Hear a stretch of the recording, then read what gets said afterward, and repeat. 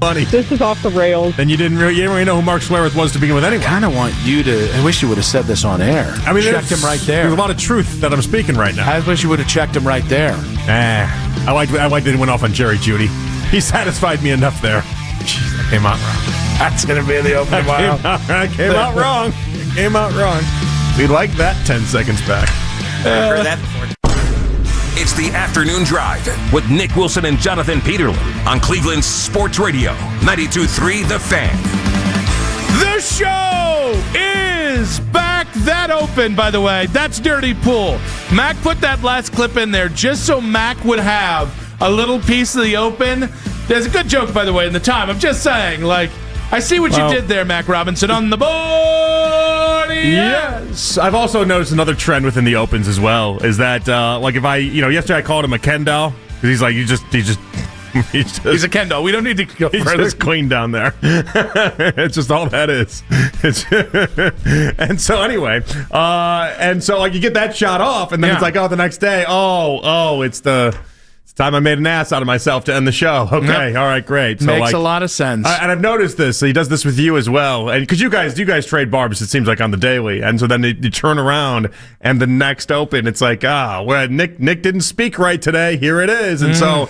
We need to clarify the opens it's not just your amusement park for your own enjoyment to go ahead and bring in audio to the equation that just makes us seem stupid. Or maybe it is. I don't know. It's going to say. I think it's his voice. Maybe that's exactly what that is. It's your place to speak, and I don't know. I mean, like how at golf courses they do like a groundskeeper revenge day where the groundskeepers, they get to put like the pins in nasty locations where the golfers will obviously struggle, and they make it really hard, and it's like their one day to kind of seek revenge on the golfer. This is Mac's version of that. Man, both the people in that scenario are huge nerds. Like, I'm gonna get you guys back, you golfers. I'm making him sound like a Scooby-Doo villain, but the point is, the sound like Dylan Gabriel. Grounds. I didn't see over the line there. Bench Wyatt Teller. He picked up Shador Sanders. Nah. Zoe, go to TikTok. Yeah. There's another world that exists where you're a big lawn guy, and you are such a big lawn guy that you end up becoming a groundskeeper for a golf course. Groundskeeper Nick? Yes, groundskeeper Nick. And you take great pride in the lawn. You take great pride in the area of just trying to make sure that everything is right. The horticulturist that you'd become, and then you really lean into it. I think the only thing about this is the whole thing about being Nick Wilson is very few things are precious to me. So just be weird. Like what's precious to me is, I'll say it, I'm very precious about this show. I care greatly that this show is very good. I care tremendously about my family and my cabin boys, right? My family. I care a lot about sports, but mostly I think people in it are ridiculous. So, like, there aren't a lot of things that I'm like, we really gotta. It'd be weird if I was like an irreverent person, but the one of like 5 things I cared about was lawn. Well, what do you mean? It's just taking pride in your work is all it is. It's the same thing as what we do here and taking pride in the show. I don't know. They go to actual. I mean, they graduate with degrees in that field to then go ahead and I don't know. It takes a lot of work to make sure that those golf courses look nice. Well, I think that's the point. I can't imagine a universe in where I'd care that much about grass. That kind of grass.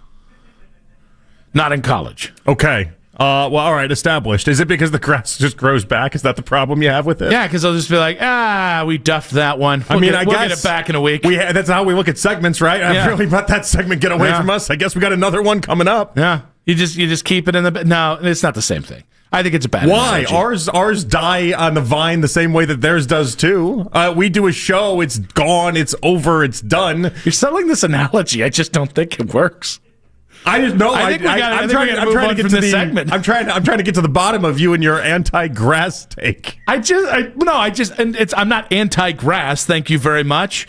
I just think like I couldn't see myself being like, see what Mr. Simmons did on 9? Divot, and it fixed a divot. Everybody knows it fixed it. I couldn't go Larry David about a divot. I don't think you have to go Larry David on it. Hey, the groundskeeper's assistant. I cut the green on a 2. Everybody in the whole damn world in America knows it's a 1. What are we doing here? I can't.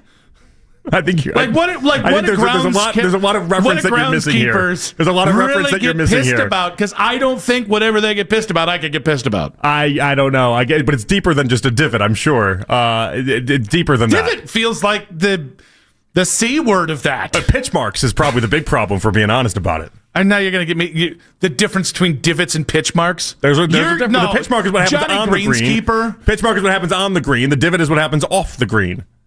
I think you're projecting now. Now I think I figured it out. You want to be Johnny Greenskeeper because I think that might be the case. Like, there might be a secret world out there where I wanted to become Johnny Greenskeeper. Yeah. I didn't know it. I didn't know it because I didn't love golf the way that I do until 6 years or so ago, 5 years or so ago. There's an alternate world where I'm Johnny Greenskeeper. You go up to the cart girls, take a long drag of a cigarette. You see that fairway? I did that.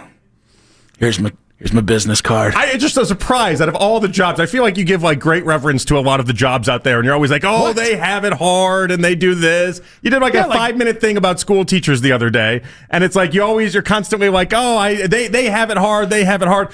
Greenskeepers, you're just like, oh, these jamokes. No, these idiots. That you're applying meaning. I'm not jamoking. I just think it's nice that they have pride in what they do. I think anybody that has pride in what they do is a cool thing. Their job is difficult, more difficult than my job. Okay, good. As long as we establish that. I just can't see a world in which I'm like, Green's looking rough today. Gonna have to go get squeegee some of that water off. I don't know what's about the lows. I think it's more about the highs of like when you really make everything look nice and you really have everything set up like it's there for the U.S. Open. Like, the course owner comes up and is like, we got the best greenways in America. I'm going to send you clips. They're like one single tear falls from your eye. Of them getting ready for the U.S. Open this last year, and it's just the fleet of people in their lawnmowers getting it all ready. And it's going to scream America is what it's going to scream. And I think you're going to have appreciation for the greenskeepers of America out there. I have appreciation. That's what I think is going to happen. You're just not listening to the point that I'm having. I could never care that much about that thing. To do that job and to be excellent at it, and that's where the misread happened. No, I got it. It's a misread. I thought you liked lawn more than you like lawn, apparently. No. I like cutting country grass on my tractor while drinking a beer. That's what I like. I think you could translate that to the golf course really easily if you wanted to. Because it's the minutia of it. This is the alternate version of you. Edging tool. You're an alcoholic and you get up at 5 a.m. to go ahead and cut the greens. That's the alternate version of you. I'm gonna share it with you. It's not about the mowing. It might be about the beer.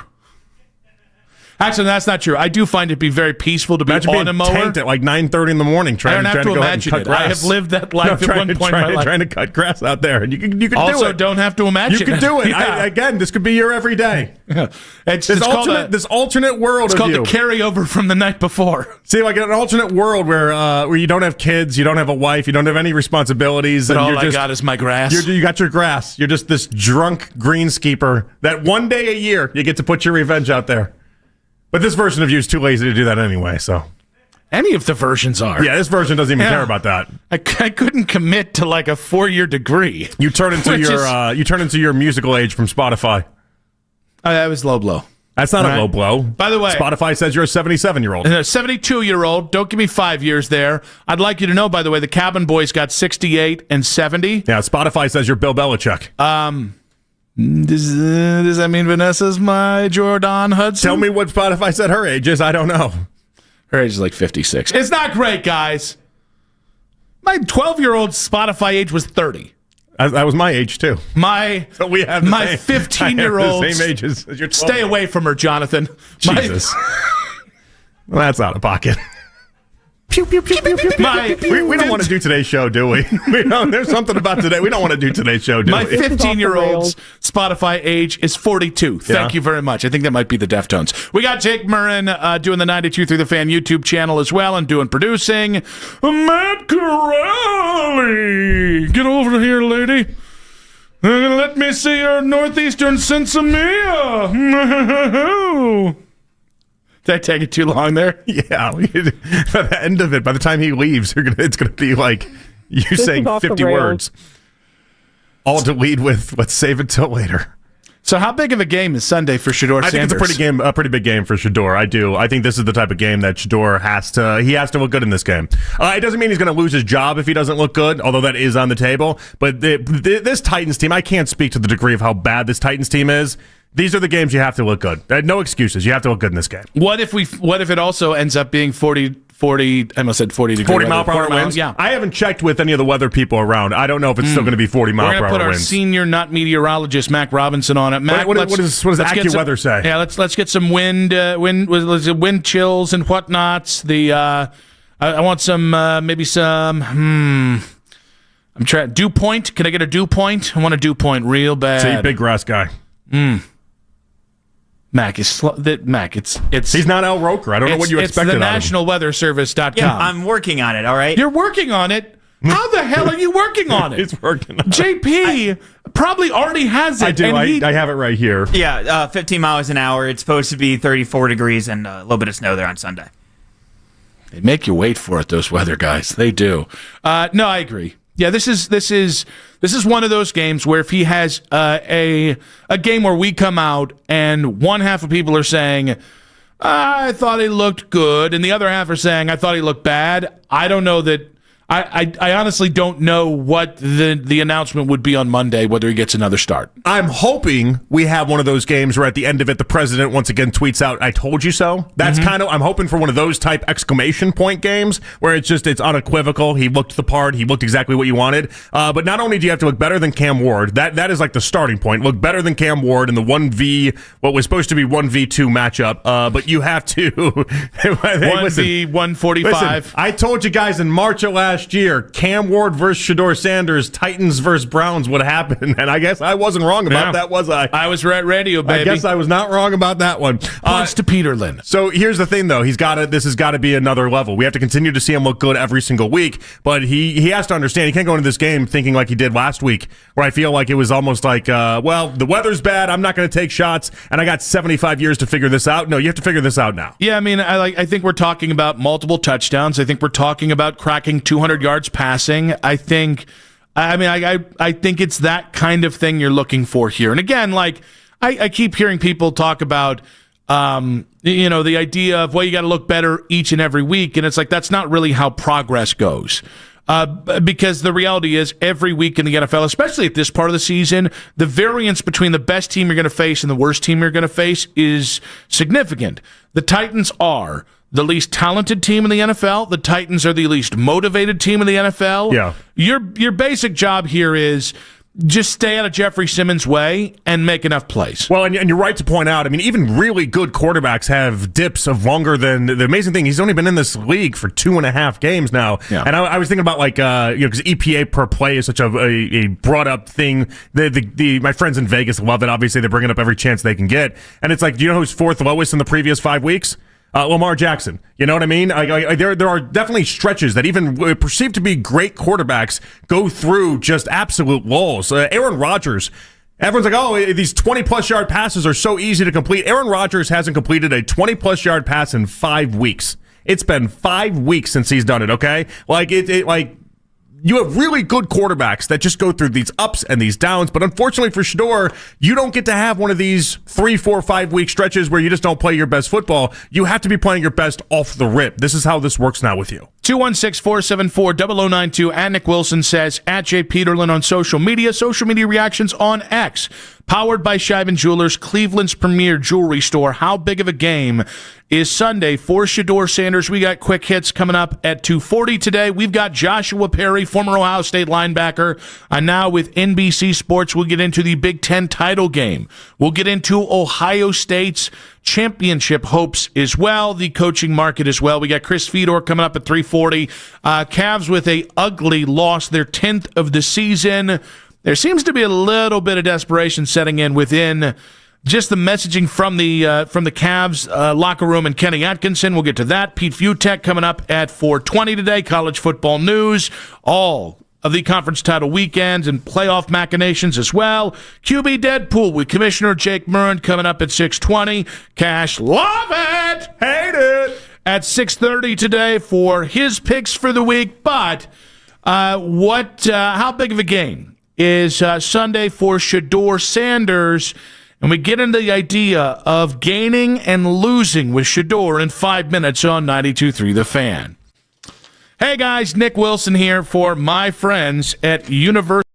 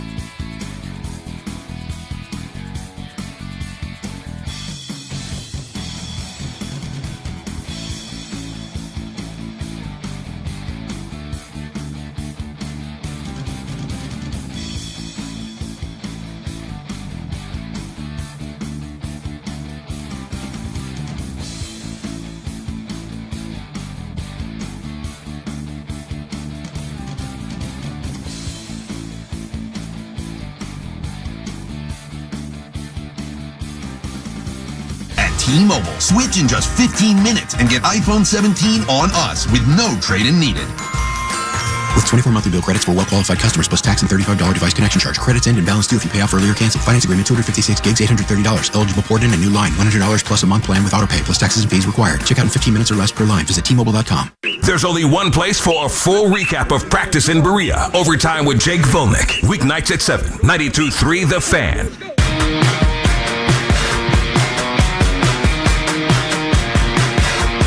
You can listen to The Fan anytime, anywhere on the free Odyssey app or by telling your smart speaker to play 92.3 The Fan. And now you can find The Fan on YouTube, including The Ken Carman Show with Anthony Lima, 6 to 10 a.m. and Afternoon Drive with Nick Wilson and myself, Jonathan Peterlin, 2 to 7, live each and every weekday on The Fan's YouTube channel. Subscribe to our channel for free to watch all the best content from your favorite shows in The Fan live and on demand now. I think the plays are there, and yes, they have brought him along slowly, just like they have done in practice. They've done the same thing in the game because you have to. That's what you have to do with a rookie quarterback. You don't give them every single thing in their first week. You just don't completely open up the playbook and then give them all the pre-snap responsibilities in week one. And remember, his starting was accelerated, so he wasn't even supposed to be starting yet. He was still in coming up the learning curve phase in some things. It's just a process. It's a process with rookies, and you can see when you look at some other rookies this season, it's been an occupational hazard to coach rookies. Mary Kay Cabot was on with the Morning Boys earlier today talking about the game plan for Shedeur Sanders. And it's funny because, you write anything, you tweet anything about Shedeur, and unless it's 100% positive or 100% negative, somebody is going to take umbrage with it. And, I've seen, specific to the crowd of, you've got to open up the game plan for Shedeur. And this, now it's no longer enough that he wasn't playing. Now you've got to go ahead and every 5 plays have to be a 90-yard pass down the field. And it's like, guys, he is a rookie. And I actually will say, even though I don't necessarily agree with everything they're doing, specifically the way they play called in the second half, I thought really did not help Shedeur at all. Mm-hmm. But in fairness, Shedeur also didn't take shots down the field. He didn't go ahead and make those plays, and he didn't make the easy plays that were around him. But, this is a game where when we say Shedeur's got to have his best game isn't just, one, he's got to bring back those 1 to 2 shots a quarter. But, if Jerry Jeudy is open and there's a tight throw, you got to make at least one of those a quarter as well. Yeah, I think they will. I think what happened in this last game is, they only had a handful of possessions in the second half, and they didn't run enough plays. Ultimately, each drive was just 5 plays, 7 plays, 6 plays, and it wasn't enough plays within the drive to actually see him try to facilitate an offense. And so I would imagine I would actually real quick disagree with you on that because there were plays on the field. No. I mean the number of plays, the actual number of plays. Like in the drives that they had, there was it was 5 plays in the drive, 7 plays in the drive, 6 plays in the drive. Like they didn't have any of these 10, 11, 12 play drives. And so I'm just talking more about the more plays you have, the more opportunities, obviously, for shots. Well, no, that's fair. But I would say, in that game, in that 49ers game, every game isn't the same, right? That's a better defense. As banged up as they are, that is a better defense and a better coached defense, better coached in general than what you've got against Tennessee. But, those would have gone from a 5-play drive to a 10-play drive. If Shedeur had hit, I'm trying to think of the seam play. I think that's where they got tight, though, is what I'm trying to say. Oh, okay, I got you. I feel like, and this is also was what led to them going for it on that 4th and 1, is because on the 30 is because they weren't extending out these drives at all, and the plays were the drives they were getting were 5 plays long, 6 plays long, and I really feel like that's why they went for it because I think Stefanski didn't want to see another drive that ended with such few amount of plays and how limiting that can be, and then I think ultimately then you got tight, and then before you know it, you blink and the game is over. I don't know if this is a hot take. I don't know if it's a lukewarm take. I think it's something I'm going to throw out to you, though. There is a part of me, though, because this game looks like such an opportunity. KJ Winston's a nice football player. Obviously, Jeffrey Simmons. Anything anyone said about us wasting Myles Garrett, you can say what they're doing with Jeffrey Simmons because he is one of the absolute best interior defensive linemen in the NFL, and Who knows? Who cares? Because of the organization awesome. he plays for. He's legitimately awesome. And he's one of the concerns I have in this game for Shedeur, given Shedor's proclivity to hold onto the ball too long. Those guys, especially a guy you're coaching to step up into the pocket more, well, what's the one thing that can negate all of that? Jeffrey Simmons. However, outside of those two players, this game sets up as the ultimate opportunity. But I think the Browns know that too. And so I don't know if this is a hot take, but there's a part of me that feels like Shedeur is playing for his ability to start the final 4 games on Sunday. And if he had a bad game or a step back or however you want to quantify it, if the Browns deem it not good enough, it wouldn't surprise me if it was somebody else starting the next week after that. I want to touch on the nitty-gritty football stuff for a second, and then we can get to the big picture there. You mentioned Simmons. I think that's worthwhile and good to note. But like Devondre Sweat right next to him, like the two of them have been having really, like, I joked yesterday about them not having many players, but it's the two of them. And like, where has Shedeur struggled when he actually ends up having the pocket collapse on him and it seems like things are going sideways? It happened, the same thing in the 49ers game. It's when you get pressure up the middle. Yeah. The Ravens game, too, same thing. And so, like, I think that's going to be a big key in this one is making sure that you're able to stop those two guys from actually getting after them and doing it up the middle. And so that's why we always talk about the guard situation. We'll talk about it later on today. Like, it's such an important part of this game. All right, so how did you end that? I'm sorry.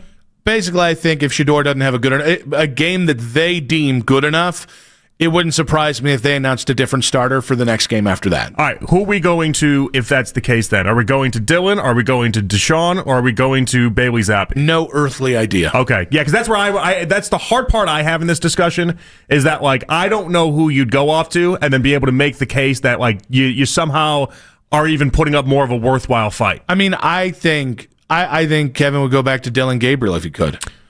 I still don't think. I mean, it was clear as day in the San Francisco game. It's 1st and 20. Dylan has to come in for one game, and he throws to the line. I've never been more pissed off about one single play that a backup has done in the history of football than that jabroni coming in on 1st and 20 and immediately stalling the offense with the dumbest throw. I thought it was going to be picked. That, by the way, that's a great point that I keep forgetting to make, is it was also a bad decision. However, I don't think Kevin views him that way. No, I don't think he does either, and I would think Stefanski would want to get him back in. I don't disagree with the premise, though. The premise is that Shedeur has to look good this weekend. This is, unless we have crazy weather, which Al Roker in the box behind us says maybe it'll be all right. Then I feel like wait. Give him 5 minutes to get the National Weather Service up. He's looking at his phone. He's a space cadet. Jeez, he's playing Pokemon Go. Mac is having like the Tennessee Titans of the last 15 minutes. Now he's looking at me like, yeah, you don't know what we're talking about because you weren't looking at the damn. Oh. Now he gets really serious in his chair. Like, I got it. What's fun is if we refer to him as something that he isn't, his brain won't pop up to be like they're calling to me. When I call him Al Roker in the box, he just completely missed it. Did I give it away by saying Mac? I shouldn't have said Mac. Yeah, that's all right. But anyway, I forgive you. Unless there's crazy winds or crazy whatever, he's got to look good this weekend. Like, you're running out of time. This is you being a 5th-round pick. This is the luxury you don't get. You don't get to have the long leash that other first-round quarterbacks have to try to go through the ups and the downs. Like, Cam Ward gets to go through what has been a really horrendous rookie season. And he'll get to go through this season, and he'll probably get to go through next season with a new head coach, and he's going to have a chance to figure it out because he was taken number 1 overall. You don't get that same benefit, Shedeur, and you know that. And that's why last week being timid was such a surprise to me, because that's not in your game. It's not what you do, and it shouldn't be the approach you take. That's why I thought it was important that on Wednesday, he not only acknowledged that, but you could tell was insistent that you won't see that type of a version of him on Sunday. Yeah, and I also think like there has to be some part of Kevin Stefanski that still just doesn't buy into Shedeur. Maybe working hand to hand these last 2 weeks. I do wonder if getting to see the commitment that Shedeur's put in there. I do wonder if that's earned a little bit of love. He did accidentally say he was outstanding. I think he meant that for Deshaun Watson. I think, but little Freudian slip. I still think we're early enough into this that I still think there's a heavy preference for Dylan Gabriel, and I still wouldn't be surprised if there's an element of Kevin who internally would like to say, I was right. You can't do it publicly because I hate this for Kevin. If that's true, I hate that for him because getting it right and being right should all be just let's get Shador to be the guy. But it's not. If he doesn't believe that, he knows how the world views this quarterback competition. They view it as Dylan was your guy, Shador isn't your guy, and there's no going to be erasing that. So I don't disagree. Like in the back of his mind, I think he would take some sense of, okay, I told you guys. Like when Mary Kay in that clip referencing how it's like, well, he's beaten to the time of being able to even see the field. It's like that's what Stefanski will tell you if he makes that move. Elton in Garfield, real quick, buddy, what you got for us? I want to know, I got just get this off right quick. Are we giving Shador a shorter leash than what we endured 6 games of Gabriel horrible play, and like you stated, that's Kevin Pick. He looks bad in practice. He looks bad in game. At least when Sanders out there, we feel like we can move the ball. If Kevin has that feeling, then he doesn't need to be a coach. Flat out. Gabriel is a horrible. He shouldn't even been drafted. I don't even know if that's what Kevin looked at and identified and said, this is the guy I want. That's a problem right there in itself. So one, you're not. Flag. We're definitely not going to argue with you on this one. I would rather have seen Shador for 6 games and Dylan for 3 games. For sure. I thought it was interesting. Jeremy Fowler, I can't remember what he was on, but basically the other day, and it's interesting because I've wanted to say it, but I've already piled enough on Dylan, but he was like, I don't even know the kid's a long-term backup in the NFL. I don't know why people think that's just an assumption. There's nothing in 6 games that he showed me that says that he is a long-term backup. Is it just that he can't start, so he must be a backup? Is that what it is? He's I don't know. Unplayable and as a starter, so that means he's a backup, or he just doesn't belong in the NFL. I mean, I almost lost my mind when Brugler was trying to compare Mendoza to basically just a more athletic version of Dylan Gabriel today. We got to talk to our guy, Dane. People loved Dylan Gabriel in college. They just didn't love his height. The same thing we didn't love. And there's a reason why none of this translates. 216-474-0092. How big of a game is Sunday for Shador Sanders? And when we come back, the name game in NFL circles continues. That's in 5 minutes on 92.3 The Fan.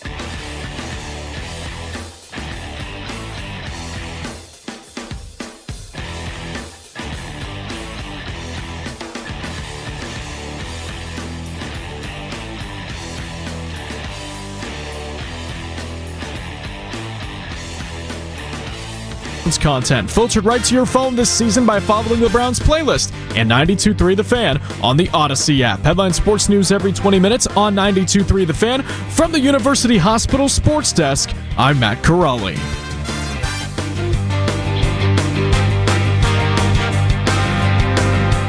Legendary Buckeyes beat writer Tim May joins Baskin and Phelps Friday at 1. Cleveland's Sports Radio.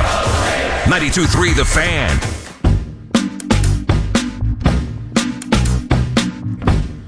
Joshua Perry coming up in 20 minutes. Nick Wilson, Jonathan Peterlin back on Afternoon Drive.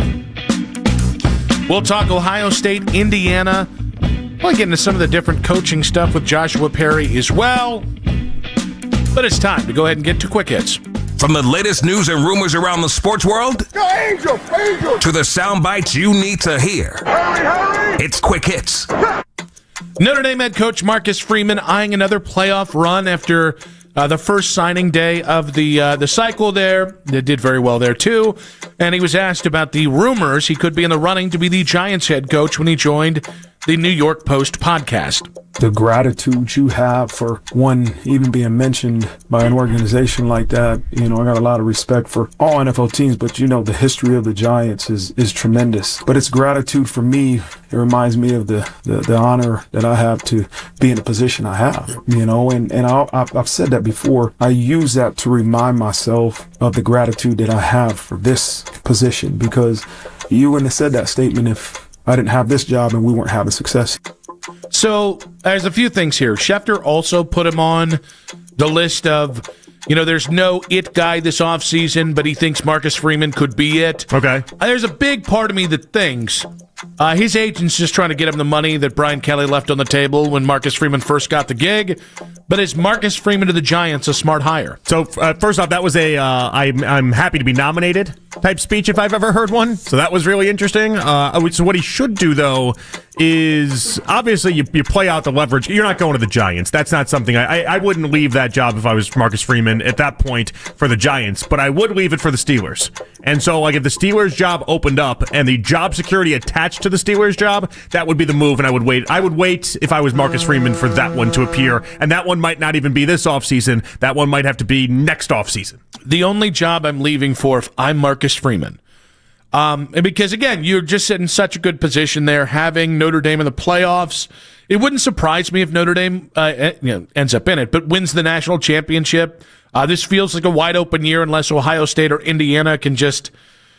unless they really are just that much better than everybody else. I think it's more even keel on the field, but I would only leave for a proven quarterback. I would leave for an Allen, a Mahomes, a Lamar, that kind of thing. What makes it nice is, and this why the Steelers are in my list here, is because the Steelers just don't fire coaches. Yeah. So you have that job and you're guaranteed. That's the only job in the NFL you can go to where you're like, I got at least a 10-year runway to start because the Rooney family just will not fire you. So that's the only reason why I'd lean towards that. I don't, as of right now, I don't know if if Cincinnati opened up and Joe Burrow's there, that would be another job. We can play in that type of scenario. Your premise is right in the idea that you have to have a Ben Johnson to the Bears type setup, though. It's got to be a quarterback that either you really strongly believe in or people as recently as a year ago really strongly believed in order to make that move. But you're leaving at a high. That's the beautiful thing. You leave Notre Dame on a high, and then it's so much easier to come back to the college game. If you leave once it starts to seem like it's slipping, and it will eventually, then you run the risk of people just thinking you're not very good at this whole thing. All right, ESPN came out with 5 trades involving Giannis that could actually happen. The problem with the Giannis conversation is too many people, the way the aprons have been set up and the way the rules have been set up, it's almost impossible to be able to really find real trades that actually work. ESPN, I give them credit. They did the work on this one. Smart people at ESPN got trades that actually work. So I'm going to give you these trades. Okay. If they involve a bunch of trades or a bunch of picks, unless they're notable, I'll just give you the highlighted version, okay? So I'm not going to give you the scrubs or anything else involved, all right? Hawks are team number 1. Giannis goes to Atlanta. The Bucks get Trae Young and 4 first-round picks, including a 26, 27, 29, and 2031 first-rounder. Would you make that move? I'd seriously consider it because those latter half second-rounders, Giannis isn't...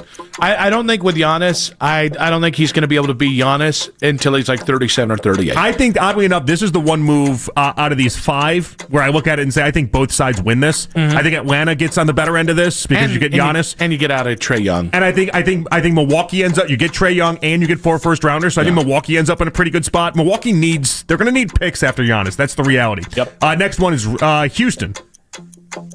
Giannis and another Antetokounmpo goes, and then you get Şengün and Fred VanVleet and a 2027 first rounder.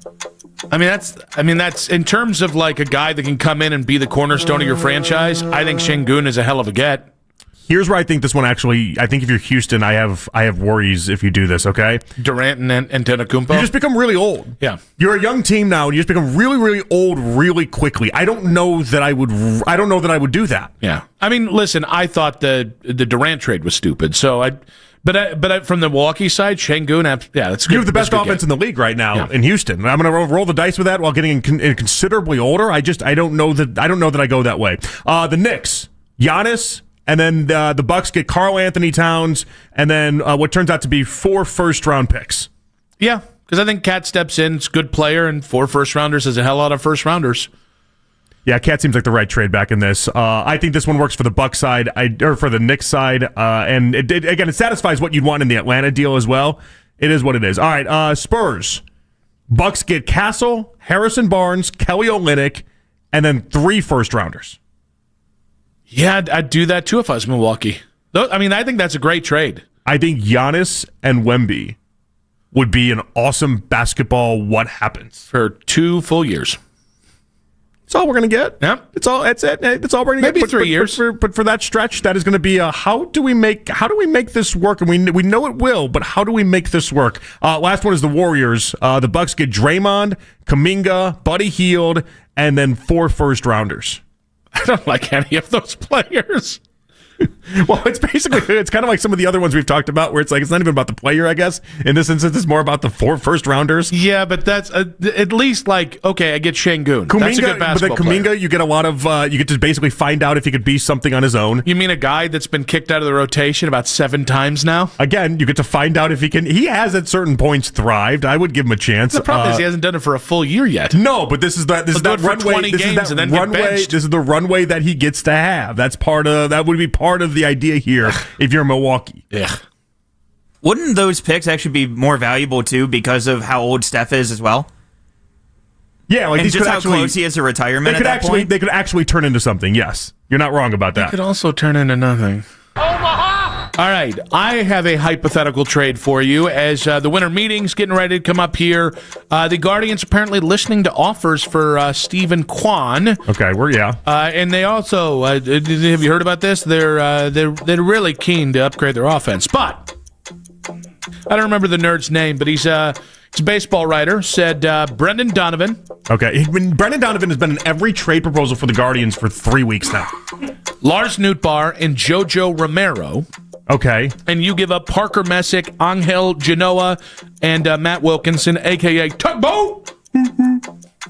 So this is why you guys were talking about Nootbaar in the back. I said to myself, we've had the Donovan discussion for like 3 weeks. I said, I knew Nootbaar got thrown in. I didn't know if somebody was throwing that in there or you guys in the back were just throwing in there. No, it's not enough for me. No. Not enough power in any equation that we're talking about here. Donovan's going to hit you 10 home runs. Nootbaar's going to hit you 10 to 15 home runs. Hasn't Donovan hit more than 10 home runs? Hadn't he been closer to 15 to 20? Nootbaar, you're right on. I think he hit 10 last year, did he not? I'd have to pull it Nootbaar, up. you're spot on. I think he had 10 last year. Nootbaar's career, what's Donovan's career high? 14 in 2024. Oof, okay. But Nootbaar, I think Nootbaar's career high is like 15 as well. I think my bigger problem is who's going to be the righty in your lineup? Like Donovan, Nootbaar, Kwan, Nolan Jones, Bo Naylor, Kyle Manzardo, Schneemann, Valera, CDL. Like that's 9 potential left. Is David Fry going to carry the load there? Yeah, that's Posey? tough. Donovan's always tricky too because he fields right-handed, but he bats left-handed, and so people always forget that. Yeah, no, it's tough. I also just don't love the idea of. I just don't like it. Is the point of that? I think the other problem is Donovan's I actually think he's a fine baseball player. He seems perfectly Guardians, if I can say that. If you could do a lesser trade for Newt Barr, he's a bounce back candidate in center field, and that would make it easier to trade Stephen Kwan and maybe bring in right hand Pop with that. I just feel like I have a lot of people that maybe aren't the level of Donovan, but like we've done this with like it seems like every year for the previous 4 or 5 years, the Guardians have somebody that is like that player that he plays 3 different positions, 4 different positions, doesn't hit many home runs, and is a fine baseball player, all things considered. But there's nothing truly special there. I will say the Guardians, in my opinion, have done a little too much of, hey, this guy's never done anything in baseball at the major league level, and we're just going to give him the runway to play right field or left field. And the problem with that is they never fix these guys. Yes. Like they never actually get them to a spot. This is the problem I've had with a couple of the discussions where we brought up different Guardians players or potential Guardians players. It's like we can't think of even the best version of them because the Guardians haven't shown us they get anybody to the best version of them offensively. But I think Daniel Schneemann deserves a real chance to become the everyday second baseman. I think you give him the first 60 games of this next year to play every day. I don't know he can do it. But that guy plays hard. That guy plays good defense. He's a lefty with some pop. I think if he played every day, I think he could be a 20 home run hitter. And honestly, I just think he's the kind of guy you got to reward. That is a fringy prospect who has turned into a really good platoon player. And I love the grit, man. I do. I like Schneemann. I like watching him play. He's a fun player. And he'd be a really good. He is a really good second baseman. All right, Ole Miss AD Keith Carter is disputing several claims by Lane Kiffin. Lane Kiffin's been on this tour basically saying that his version of the exit to LSU is way different than what Keith Carter is saying it is. Carter says that when Kiffin announced a lot of things publicly that are totally inaccurate or totally aren't accurate. One of those, though, is the idea that he would be able to play in the college football or coach in the college football playoff. Whereas Keith Carter's like, no, that was never an option. We never discussed that. That was never on the table. And I don't know why Lane, when we first talked about this 4 weeks ago, it was never something that could have legitimately been on the table anyway. They did discuss if they made it to the SEC title game, whether or not he could coach that. But he says ultimately he wouldn't have let him do that either. I just think, for all this stuff about what a loudmouth Lane is and what a troll is, Ole Miss won't shut the hell up about Lane Kiffin either. I think they understand their moment in the spotlight is fading. Yeah. I didn't realize what attention, use whatever word you want after that to be. We've used a lot of them this week. I didn't realize what attention people they were. Yeah. And I don't really care for this Keith Carter guy. Listen, if the locker room didn't want Lane to coach in the playoffs... Is it the double first name that's throwing you off? It's not great. Also, his name's Keith Carter. He just seems like a guy I wouldn't care for. Right? Big name alone? Yeah. Yeah. It just seems like a sim name. It's not a real name. Yeah. Madden created this name. Now, Kevin Carter... This is a make-a-player name. That's a real football player. That's a real man. Keith Carter? Joe Carter, real baseball player. I want to let Keith Carter do my taxes. My taxes really aren't that complicated. I'm not that picky. Yeah. I'm not that picky. I don't with my make tax that much guy. money, and I pay a lot of taxes. I'm not that picky with my tax guy. That is Quick Hits. When we come back, Joshua Perry, NBC Sports college football analyst, will talk Ohio State, Indiana. We'll also talk the big conference title weekend ahead in the coaching market in 5 minutes on 92.3 The Fan.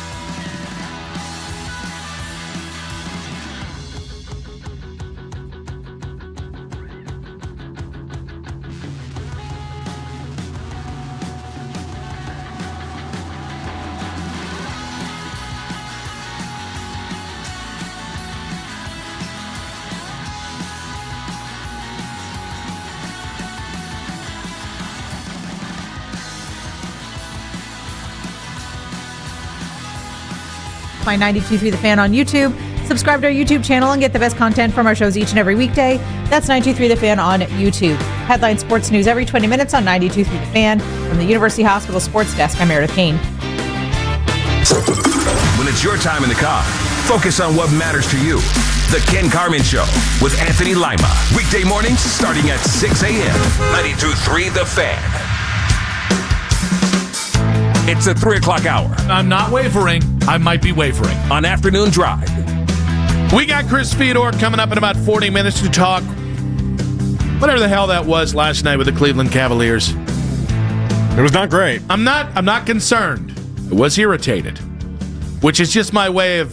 Isn't that what Donovan said last night, too? Like, I'm not going to go down the concerned route. Yeah. I know what you guys do you in the media. He almost went Jerry Judy. Like, I know what you guys in the media do if I say concerned, so I'm not going to say concerned. And then he proceeded to fumble a football after a 25-yard catch. I don't know why. It just continues to happen. It's something about that. You blame the media. You no longer can catch passes. It's the weirdest. No matter football or I almost said sports ball, football or basketball. Having a banner day here at Afternoon Drive, but Ohio State, Indiana. That is coming up 2 days from now. We'll see if this 1v2 matchup can live up to the hype. And to talk about it, we've got former Ohio State linebacker and of NBC Sports as well, college football analyst Joshua Perry on the Fan Hotline. Joshua, welcome to the show. Hey, appreciate you guys having me. Well, it's great to have you here. I guess we'll start with the obvious here. 1 versus 2, Ohio State versus Indiana. This matchup doesn't seem to be getting as much love as it should be. Are you expecting this to be as good as the rankings say it should be?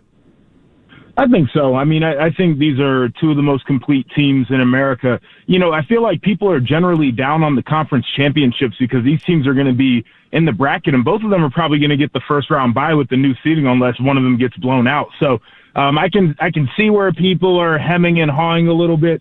The reality of the situation, though, this is a huge moment for Indiana as a program. They were the losingest program in college football for a long time. They lost that title, thankfully, for those guys this year. And then for Ohio State, they haven't been to Indianapolis since the COVID year.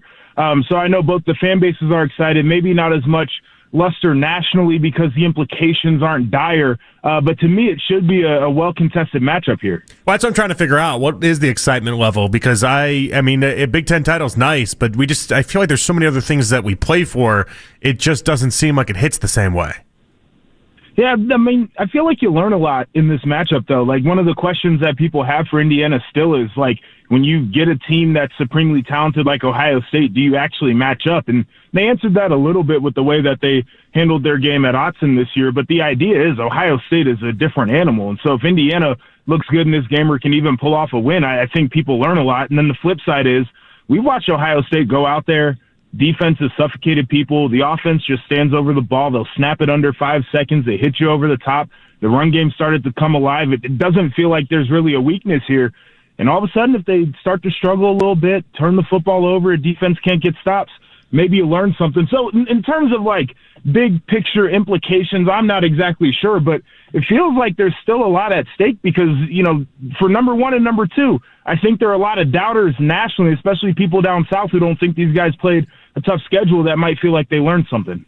So when it comes to Fernando Mendoza, obviously there's a lot of NFL buzz on him, but what do you see when you watch Fernando Mendoza play and necessarily what he does good and how do you bottle him up?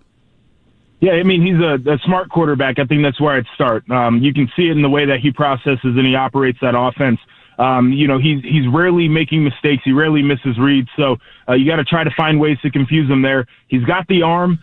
He can extend plays, and it's more of a, like, he's a good runner in a straight line. He's not a twitched-up jitterbug-type athlete in the pocket, but certainly can hit you with his legs and be dangerous there. And it's just the operation overall of how he runs that offense. They're heavy RPO, heavy play-action type of offense, and his ability to make the right reads in the RPO and sell the fakes, I think, is big.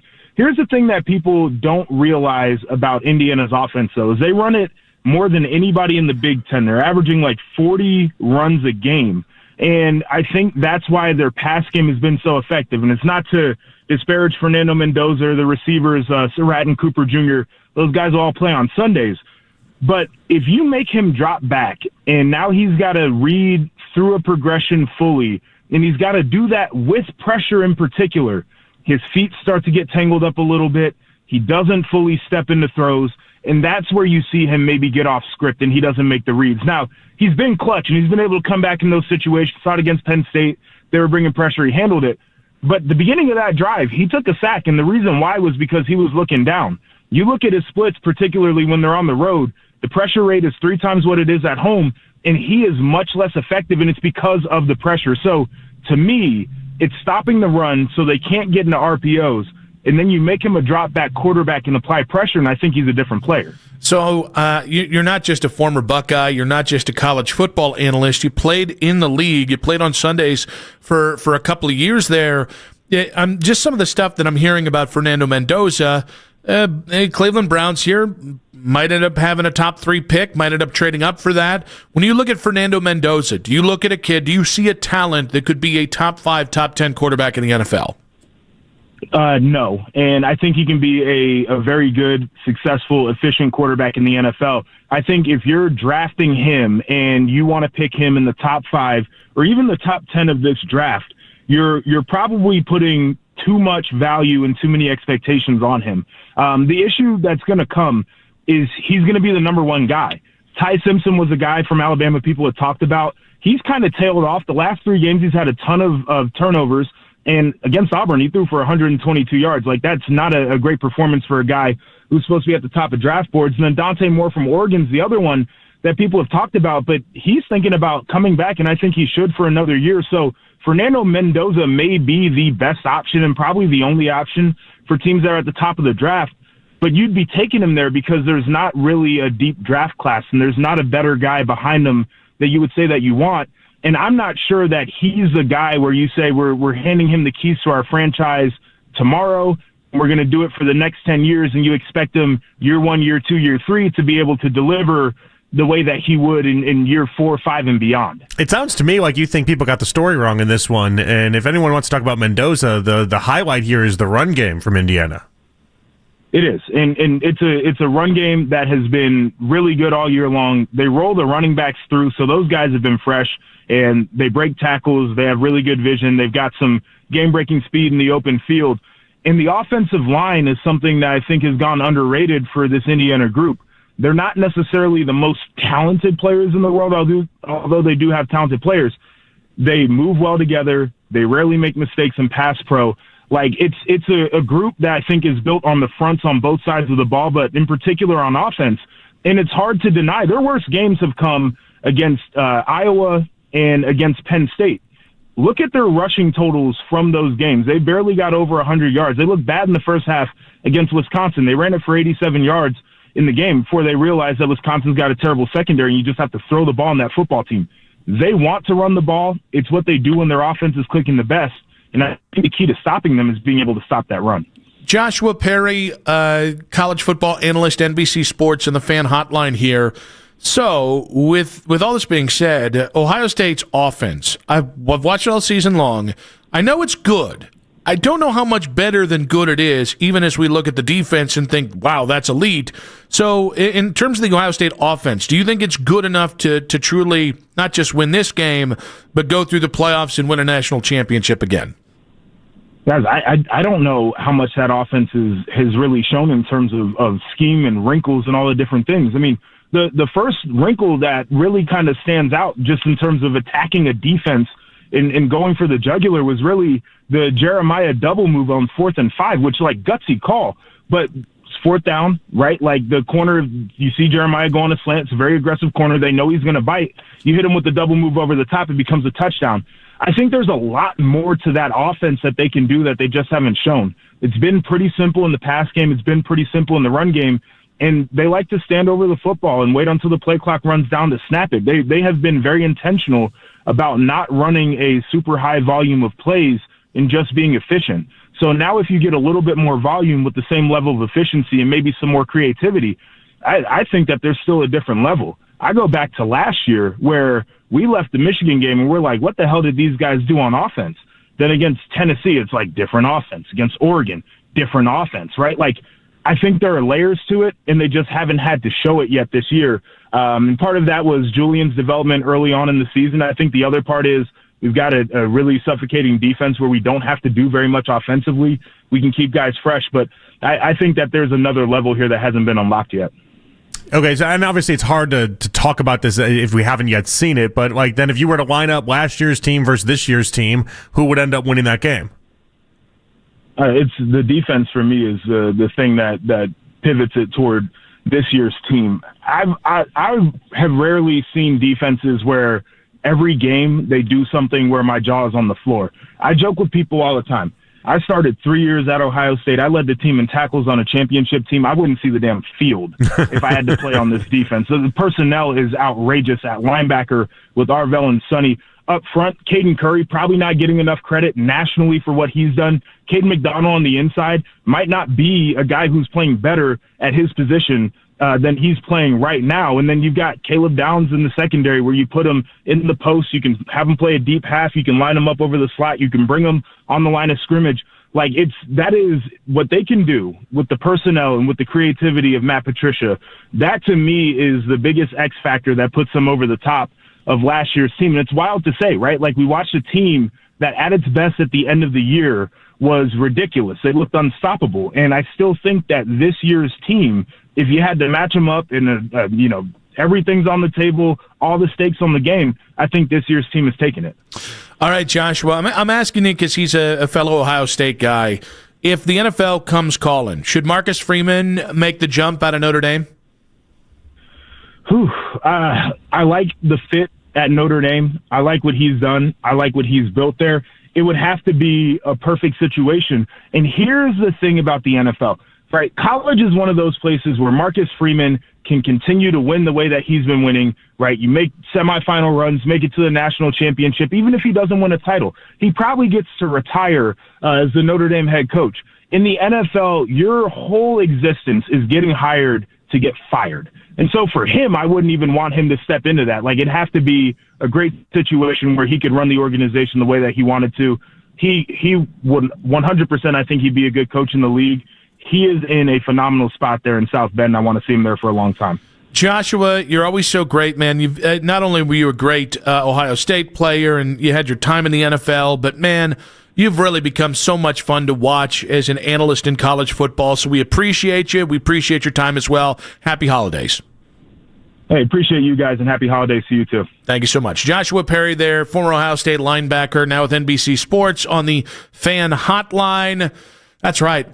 We've officially opened that can of worms. It's time to wish everybody a happy holidays every time we say goodbye to them on the interview. It's December 4th, but I'm all right with that. I just wish they could see my shirt.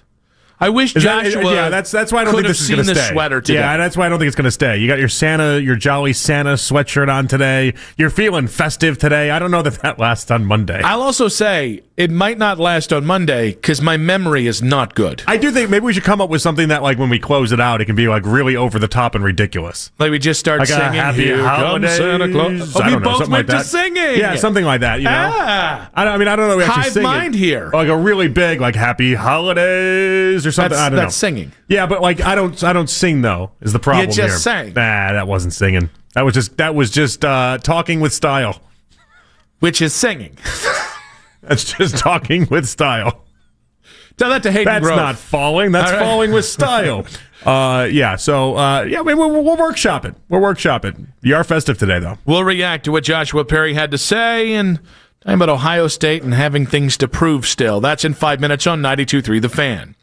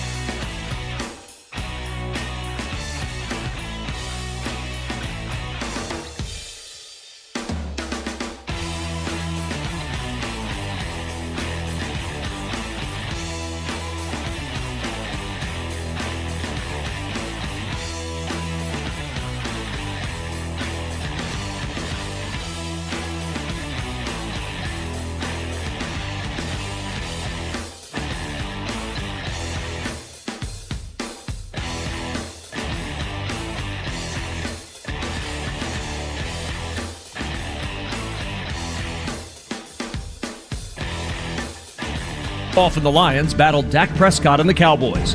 Detroit stands at 7-5 on the season, but is coming off a loss last week. Now they face a 6-5-1 Dallas team looking for a 4th straight win. Ross Tucker joins me for the call on Thursday Night Football. The radio home of the NFL in Cleveland is Sports Radio 92.3 The Fan.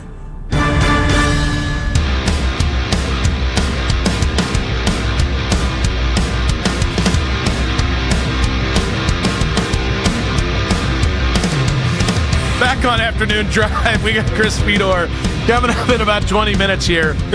We're going to react to what Joshua Perry had to say, but pretty interesting stuff coming out of Jeremy Fowler's Week 14 latest Buzz column. He did have some stuff about Shedeur Sanders and Dylan Gabriel. That's not even the most interesting thing about the Browns, as under his Fowler notes, because it's his notes. That's his notes. Yeah. Nobody else's It'd be notes. weird if it was just like, it's a Jeremy Fowler piece and it was like Bill Barnwell's notes. That'd be weird.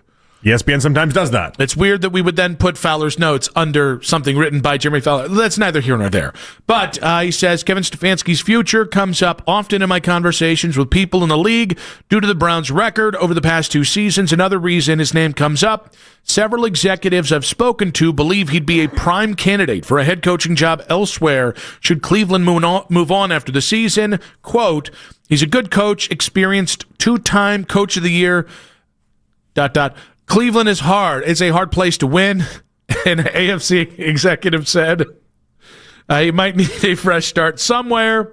And then it kind of goes on there, and said, but 2 jobs currently open. The Giants and Titans could use a mix of offensive acumen and experience, a mold that Stefanski fits.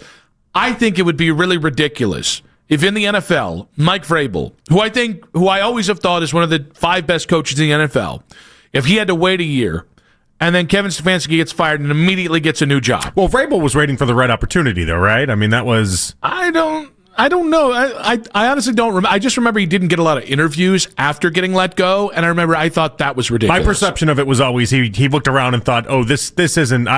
you only get one other crack at this. I don't want this to be my opportunity. And there is a situation here where Stefanski could have that same thinking, right? Like, because if you're Stefanski, you're going to have one more chance. More likely than not, you're going to have one more chance. Now, if I was Stefanski, I would take it any chance that's basically offered. But you're only having one more chance. And so if you feel like, I think the Giants, if he landed there, that'd be a great fit for Stefanski, all things considered. I think you go to the Titans, and then Stefanski is not a coach after 2 seasons, potentially even 1 season, and then he's a lifelong offensive coordinator. So, all right, this is a tough one. I do think, listen, I don't think Kevin Stefanski should be the coach that gets fired and then just automatically walks into another job. I think that's insane.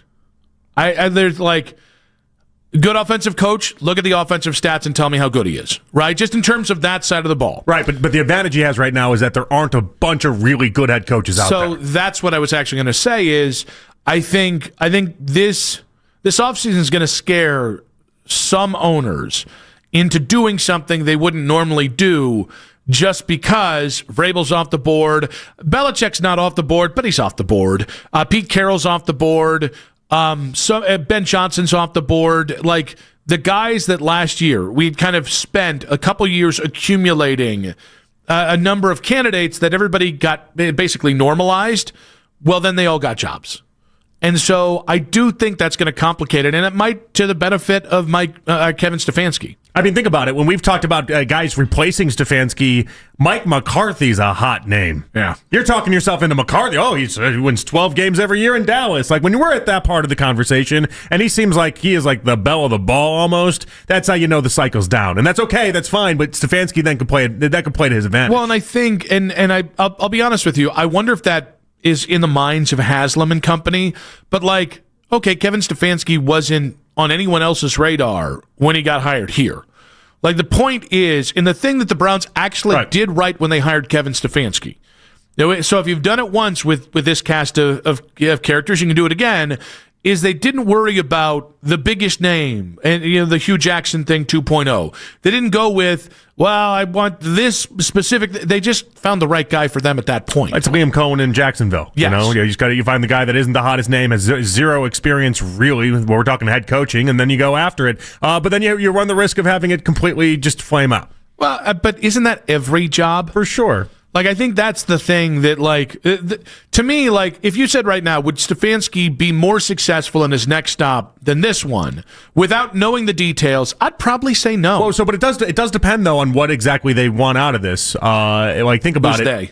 The Browns. Oh, okay. The Browns. Like, think about it. If you hire Mike McCarthy, the idea is the idea would be that you're not going to have a 3-win season. Yeah. Like that is off the table. You hire Mike McCarthy, I can't say you're much. not going to win the Super Bowl. You're not going to win the Super Bowl, but you're not going to have a 3 or 4 win season. It's not going to absolutely crash out and burn. He doesn't have that in his career ever. So, like, you have that. And if what they're going for is just stability and the idea that you get to threaten 7, 8, 9 win seasons for a couple years, well, then maybe lining up the guy after that head coach, then okay, maybe you go that route because you don't want to be the embarrassment. When you take a swing like you did with Stefanski, you take a swing with a coach that we're talking about that doesn't have the bona fides, there's an extremely high ceiling that could happen, but obviously there is 3, 4 win seasons that could just as easily happen as well. Now, Keith came in here to basically make sure we didn't miss this, and thankfully, and I'll give a little credit there, Mac had it first.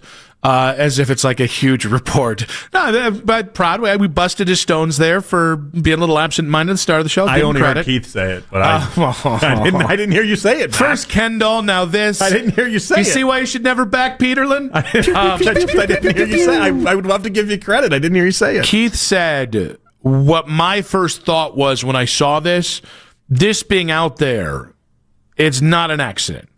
And I don't think this is from the Browns side of things. This is very clearly Kemp Stefanski putting this out there because I think this is a sign of two things. One, the writing might be on the wall for them, or at the very least, there's credible fear now for the first time. Yeah. And two, it's a better safe than sorry. Let's put that out there just to gauge interest. And it kind of like, honestly, what happened with Mike Vrabel before Mike Vrabel got fired in Tennessee, where we heard that like 3 weeks out, and everybody just kind of quickly went, they're not that dumb, and then they were that dumb. But you got to get your ducks in a row, right? And this is also why I remind people that this time of the year, people like Jeremy Fowler constantly, they will outwardly show you who they talk to and who they get their sources from. You just have to pay attention. It's out there. And in this instance, it's like, all right, Fowler and Stefanski, they're in good graces. Next time I see a Fowler report, we link it up to Stefanski, and we kind of go from there. Like they every year beat guys, all these people, they out them every single season. But in this regard, I mean, if you're Stefanski, how do you possibly think you're escaping this? Yeah. There's no way. And I know everyone keeps going back to that idea of like, well, they're safe in the building, everyone in the building. Okay. I wouldn't believe Haslam why would you believe Haslam in this? Well, and not just that, but I think there's a growing idea that maybe Kevin could use a sense of a change of scenery. I wouldn't put that off the table either. Are we at the Tomlin stage of this, where in Pittsburgh the rhetoric now is it might be best for both parties and both it's Andy Reid at the end of Philadelphia. I mean, where it's like it seems like a separation might just be best for both parties. I mean, if the idea is true, if the narrative out there is true, which is that Kevin Stefanski is consistently Oliver Twist and begging for more authority and more power, I can understand if Kevin says, I've got a good enough resume to maybe get a better job. And by better job, it's not even about the actual job itself, but certainly getting away from Haslam might be seen as a positive. But also, maybe I can go somewhere where I can actually have not just say in my fate, but have control in my fate. Maybe he would look for the Shanahan where, hey, I'll come fix your offense. You give me the GM that I want to work with, and that's how this is going to go. Well, it looks like Joe Shane's going to be fired in New York. That seems like that's the easiest conclusion. For that press conference. My goodness, way to just fall apart. Right, he vomited all over the mic. I don't know what was going on there. So, like, it seems like that would be an easy setup. If I'm Stefanski, I leave for the Giants. I don't leave for the Titans. No, I would agree. You can do what you're doing here with the Titans. There's nothing you're accomplishing there. Do you believe in Cam Ward? No, because if he did, they would have made a stronger push to try to trade for Cam Ward in the draft. And maybe they thought Tennessee locked it out, but it's not like we heard a bunch of different reports that people were lining up draft picks and assets to try to get Cam Ward. Listen, I don't think Cam, in what he's done, what he did really well at Miami and what he's certainly done well and poorly in Tennessee, I don't think it lines up with what Kevin likes to do. Kevin likes the Kirk Cousins. He likes the on-schedule throws. We do know that he loved Jackson Dart. Well, to a degree. Not enough to take him at number 2 overall. Which is just the funniest thing in the world. He went to Jackson Dart's pro day. They had Jackson Dart in on the actual trips that you could have people in. All other meathead quarterbacks that say things they don't like, I hate. But this guy is my guy. Baker Mayfield 2.0. Maybe he loves what he lost.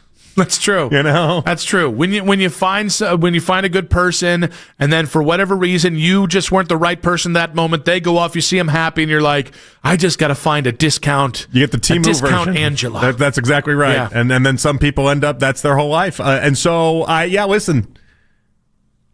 Leave for the Giants. If the Giants offer you the job, Stefanski, you should leave and take that. I actually have a feeling that one would go in a positive way for your direction in your career. The Titans are a disaster. I would wait for a better job. I would wait for a better job. If I'm Stefanski, I wait to see if Buffalo shakes out, depending on how that goes. I wait to see Cincinnati, potentially. I don't think Cincinnati is going to move off Zach Taylor. I'm going to keep bringing them up in the equation. But fair. I mean, honestly, I wait to see if Baltimore shakes open. Oh, yeah, because Stefanski will do real well with a guy like Lamar. Oh, no. I'm just saying it's a better job than this one. Yeah. But I would wait, because here's the thing. I think there's probably going to be at least 2 more jobs that open up, not including Cleveland. So I don't think he's going to be in on those jobs, though. And again, that's the big question. It's like, well, who's replacing them? Are you really? I know that's tough, and I don't have a great answer for you immediately for who's Buffalo's big, great coach. But if I'm Buffalo, I'm shooting higher than Stefanski. Oh, big, great coach. I heard something else. Kevin Stefanski in the Jeremy Fowler notes. Apparently a bit of a topic around the league with people saying he could be a hot topic, a prime candidate for a head coaching job this cycle. My initial takeaway was Kevin Stefanski's people want this out there. What do you make of it? We got Chris Fedor in 5 minutes on 92.3 The Fan.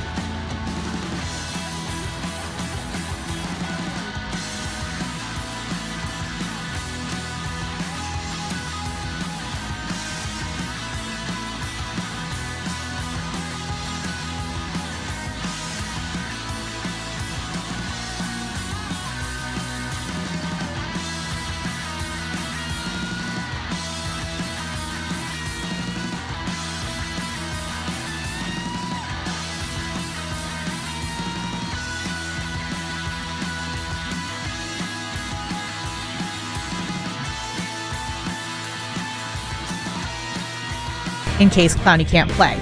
Want to catch highlights from the Fan from throughout the day? Get over to 923thefan.com or favorite the Fan on the Odyssey app for all of today's headline segments. Headline sports news every 20 minutes on 923 The Fan. From the University Hospital Sports Desk, I'm Meredith King. The first place to hear locker room reaction after every game. With that, I'll take any questions. Guaranteed. It's the official post-game show. Quarterbacked by Jeff Phelps. This is the radio home of the Cleveland Browns. 92.3 The Fan. We'll have more on Kevin Stefanski and the Jeremy Fowler blurb. It was really a blurb within an article, but it wasn't an article about Kevin Stefanski, but an article in which a blurb pertained to Kevin Stefanski. That's coming up more in about 20 minutes. Some of that was English. Yeah, I didn't follow any of that. Yeah, I didn't do a good job there. If only my job weren't to communicate with people on a daily basis. However, man, that game last night sucked. And just in general, there have been too many clunkers recently. Donovan continues to espouse the same things that we got to do better. We got to play harder. We got to do this, that, and the other. And it continues to not happen. To talk about the state of the Cavaliers, to talk about, honestly, Donovan and how darn good he's actually been this year, and his most recent story here on Donovan, assessing where the team is at. Chris Fedor, Cleveland.com, joining us on the Fan Hotline. What's up, buddy? What's going on, guys? How are you? I'm doing all right here, kind of doing the thing. I'd say we're kind of torn with the Cavs because on one level, Donovan's never been better, and on another level, this is as bad as we've seen the Cavs with him. Yeah, I mean, I understand. I think there's a lot of confusion when it comes to this team. And I think coming into the year, guys, we understood that it was going to be difficult to truly assess them because of all of the circumstances surrounding the beginning of this season. Even Kenny Atkinson, going all the way back to training camp, was bracing everybody for this is a different season. This is a different team. There are going to be struggles. There are going to be growing pains.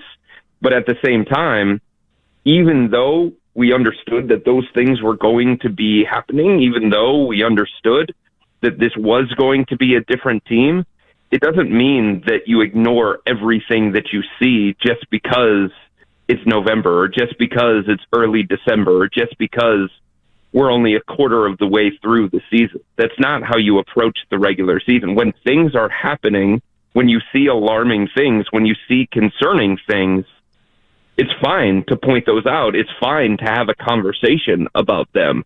And I think everybody's kind of struggling with, okay, what's real with this basketball team? What's going to continue with this basketball team? What can we just write off as early season growing pains? It's all that kind of stuff. And I think even Kenny Atkinson, to some degree, guys, is trying to figure things out here. So what is real to you?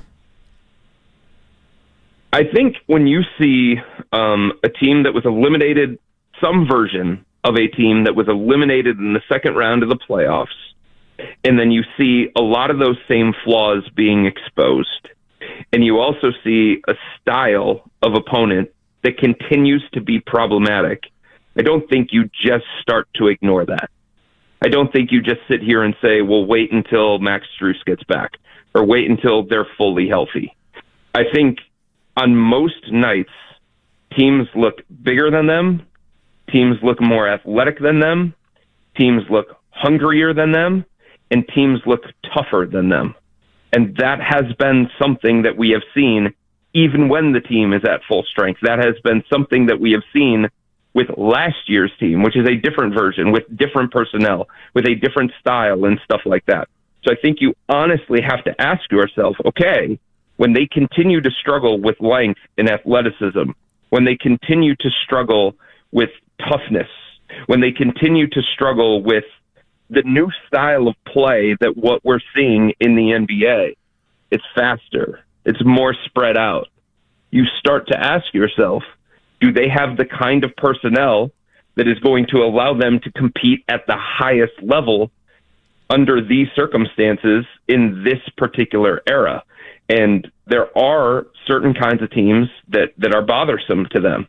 And I think that's the thing that we look at. I think that's the thing that becomes troublesome, is that stylistically, in today's game, with how teams are wanting to play, other teams can do that better than the Cavs. So what I struggle with is the offense night and day. I mean, last year was such a highlight for what you did. This year it's just been bad. I know Darius has been hurt, but they've got guys that can create shots for others. Obviously, Donovan can do that. Donovan has acted as a point guard when Darius has been out previously. Lonzo Ball is an incredible playmaker.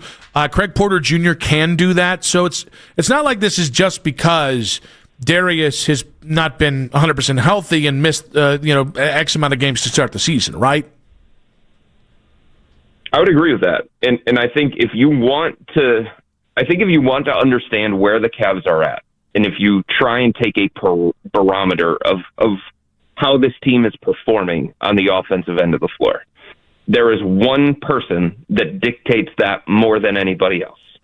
And it's not Donovan, and it's not Darius. And that doesn't minimize their importance, and it doesn't change like how good they can be for this team. But Evan Mobley is the one who controls everything inside this organization. Evan Mobley is the one who determines whether or not this team can win a championship. Evan Mobley determines how good the Cavs are playing on the offensive end of the floor. Obviously, defensively, he is who he is. He's the defensive player of the year. He can anchor the paint. He can play out on the perimeter. He can guard inside, outside. All that kind of stuff goes without saying, and that's always going to be there with Evan. But this season, in so many ways, was about Evan Mobley. The things that they changed within the offense, that was about Evan Mobley. The things that they wanted to become, that was about Evan Mobley. And he just hasn't taken that step. It's not a surprise to me that the best season that they have had over the last 5 years was when Evan Mobley became second-team All-NBA, first-time All-Star. And again, Donovan's important, and Darius is important, and they need both those guys to create shots, and they need both those guys to get into the paint, to break the defense down and cause the defense to go into rotation and make the defense make a decision. But this is about Evan Mobley. Evan Mobley needs to be great for this team to be great. Evan Mobley needs to take the next step as an offensive player for them to be the team that they want to be and be the team that they believe that they can be. And it just hasn't happened. Well, it sounds like they're doing everything they can to nurture that. So what exactly is he missing? Is it time? Is that all this is? Because we're running out of it for this year.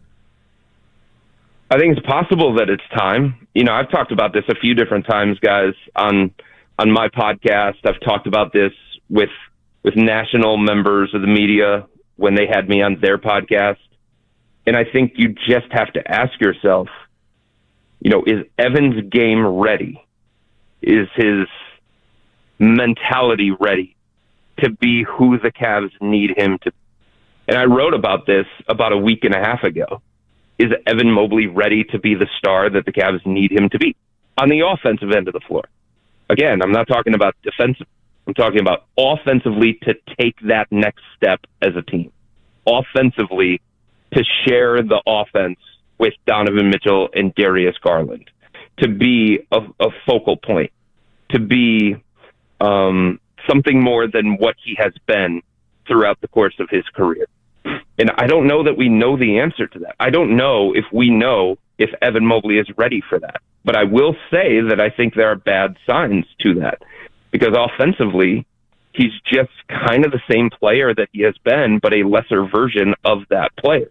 He's taking more threes. He's shooting it with more confidence. But he's having a hard time attacking mismatches in the post. He's having a hard time beating guys consistently off the dribble in what should be advantageous matchups for him. He's having a hard time becoming the inside-outside threat that the Cavs are hoping that he is. He's having a hard time figuring out, okay, they want me to be aggressive. They want me to have this kind of attack mentality, but what does that mean for me? And am I ready for that? His shot profile is very, very different. There's too many mid-range shots and not enough around the rim. How he operates out of the pick and roll is something that remains a work in progress. him as a ball handler something that remains a work in progress. And I think the truth is that there are just certain guys that are more comfortable being the third option in the offense. There are just certain guys that are more comfortable. I used this analogy in my piece about a week and a half ago. Some guys are made to be Batman. Some guys are made to be Robin. And some guys are made to be Alfred. And I think you have to wonder, even though the Cavs want him to be something else, even though the Cavs need him to be something else, does he have the game? Does he have the temperament? Does he have the mentality to be that? Or is he just somebody who's always going to be best and most comfortable when all eyes aren't on him? All eyes of the defense aren't on him, where so much of the responsibility of the team on offense isn't on him as well. And I think it's fair to wonder if it's ever going to come, if now is going to be the time, if it's going to get better when Darius Garland comes back, if it's going to get better when Max Strus and Sam Merrill come back, because they take so much of the defensive attention, because they create so much natural movement within the offense. But there is nobody inside this organization that would say that Evan Mobley is having the kind of season that they wanted him to have, that they needed him to have. Chris, is there any fix, anything short-term you think they can do to get this right, or at least get it more right? Yeah, I think so. I think to get it more right on the offensive end of the floor requires using Evan a little bit differently within the offense, making it so that he's a little bit closer to the paint, making it so that he's a little bit closer to the rim, making it so that he doesn't have to create as much of the offense on his own. I think that certainly can help. I think the other thing is they can play with a different level of tenacity. They can play with a different commitment. They can play with a different level of focus. And some of those other things are going to take care of themselves. We have spent a lot of this conversation talking about Evan, talking about the offensive struggles, but 7 times in the first 23 games for a team that considers itself a defense-first team, they have had a defensive rating of 120 or worse. It's just not good enough. It happened 19 times last year, all season out of 82. It's already happened 7 times out of 23.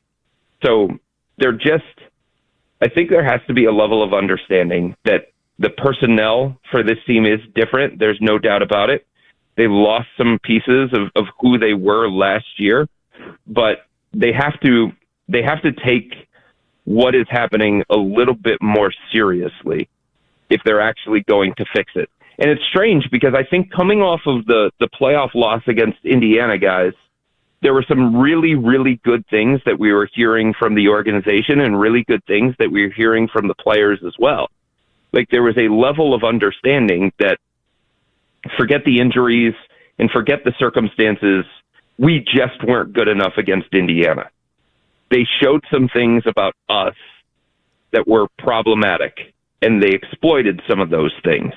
And you had a lot of guys saying the right things, and it felt like an organization that took a long look in the mirror and had a harsh evaluation, the kind of harsh evaluation that you wanted them to have.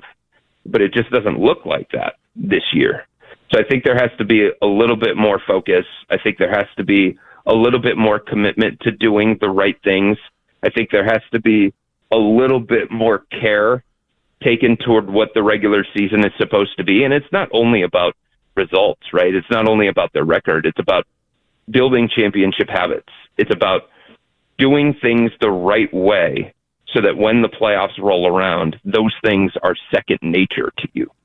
And Oklahoma City, they were able to look at the regular season last year, and they were able to take it seriously, and they were able to do things the right way, and they built those habits that they were able to lean on when they get into the playoffs.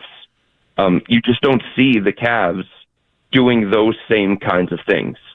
And again, it is early, and they are missing pieces, but I do think that there are troubling things that we're seeing with this basketball team that they need to look in the mirror and say that it's not only about the guys missing.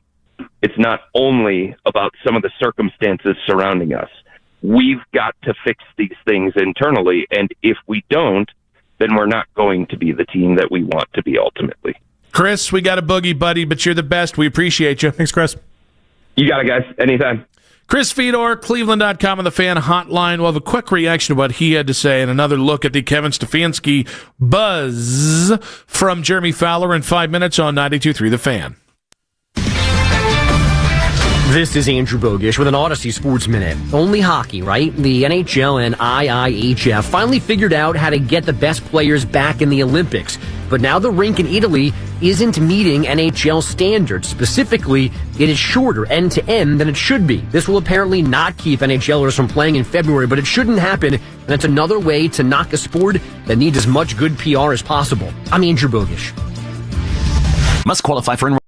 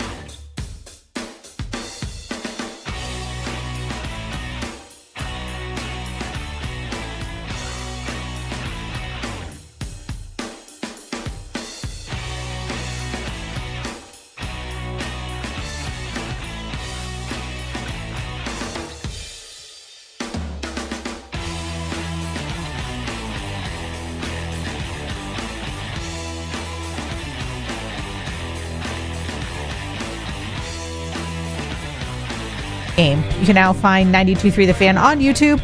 Subscribe to our YouTube channel and get the best content from our shows each and every weekday. That's 92.3 The Fan on YouTube.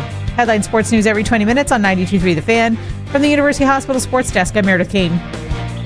Get a preview of Sunday's game every Friday morning. Browns analyst Nathan Zagura on The Ken Carman Show with Anthony Lima. Fridays at 9 a.m. on Cleveland's Sports Radio, 92.3 The Fan.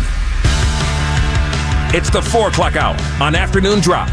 I think there's a lot of confusion when it comes to this team. And I think coming into the year, guys, we understood that it was going to be difficult to truly assess them because of all of the circumstances surrounding the beginning of this season, even though we understood that those things were going to be happening, even though we understood that this was going to be a different team. It doesn't mean that you ignore everything that you see just because it's November or just because it's early December or just because we're only a quarter of the way through the season. And I think everybody's kind of struggling with, okay, what's real with this basketball team? What's going to continue with this basketball team? What can we just write off as early season growing pains? It's all that kind of stuff. And I think even Kenny Atkinson, to some degree, guys, is trying to figure things out.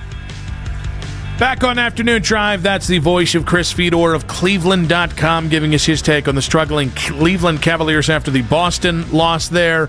We do have Pete Fiutak of College Football News coming up in about 15 minutes here. So after listening to Chris, and basically some of the struggles are coming from putting Evan Mobley in this new offensive light. I think the easy thing to say is, well, just stop putting Evan in those positions. We'll revert to the offense from last year, and then you'll be fine. I care more right now. The struggles that I care more about are that teams are out-efforting and out-carrying the Cavs. That is so much more fixable.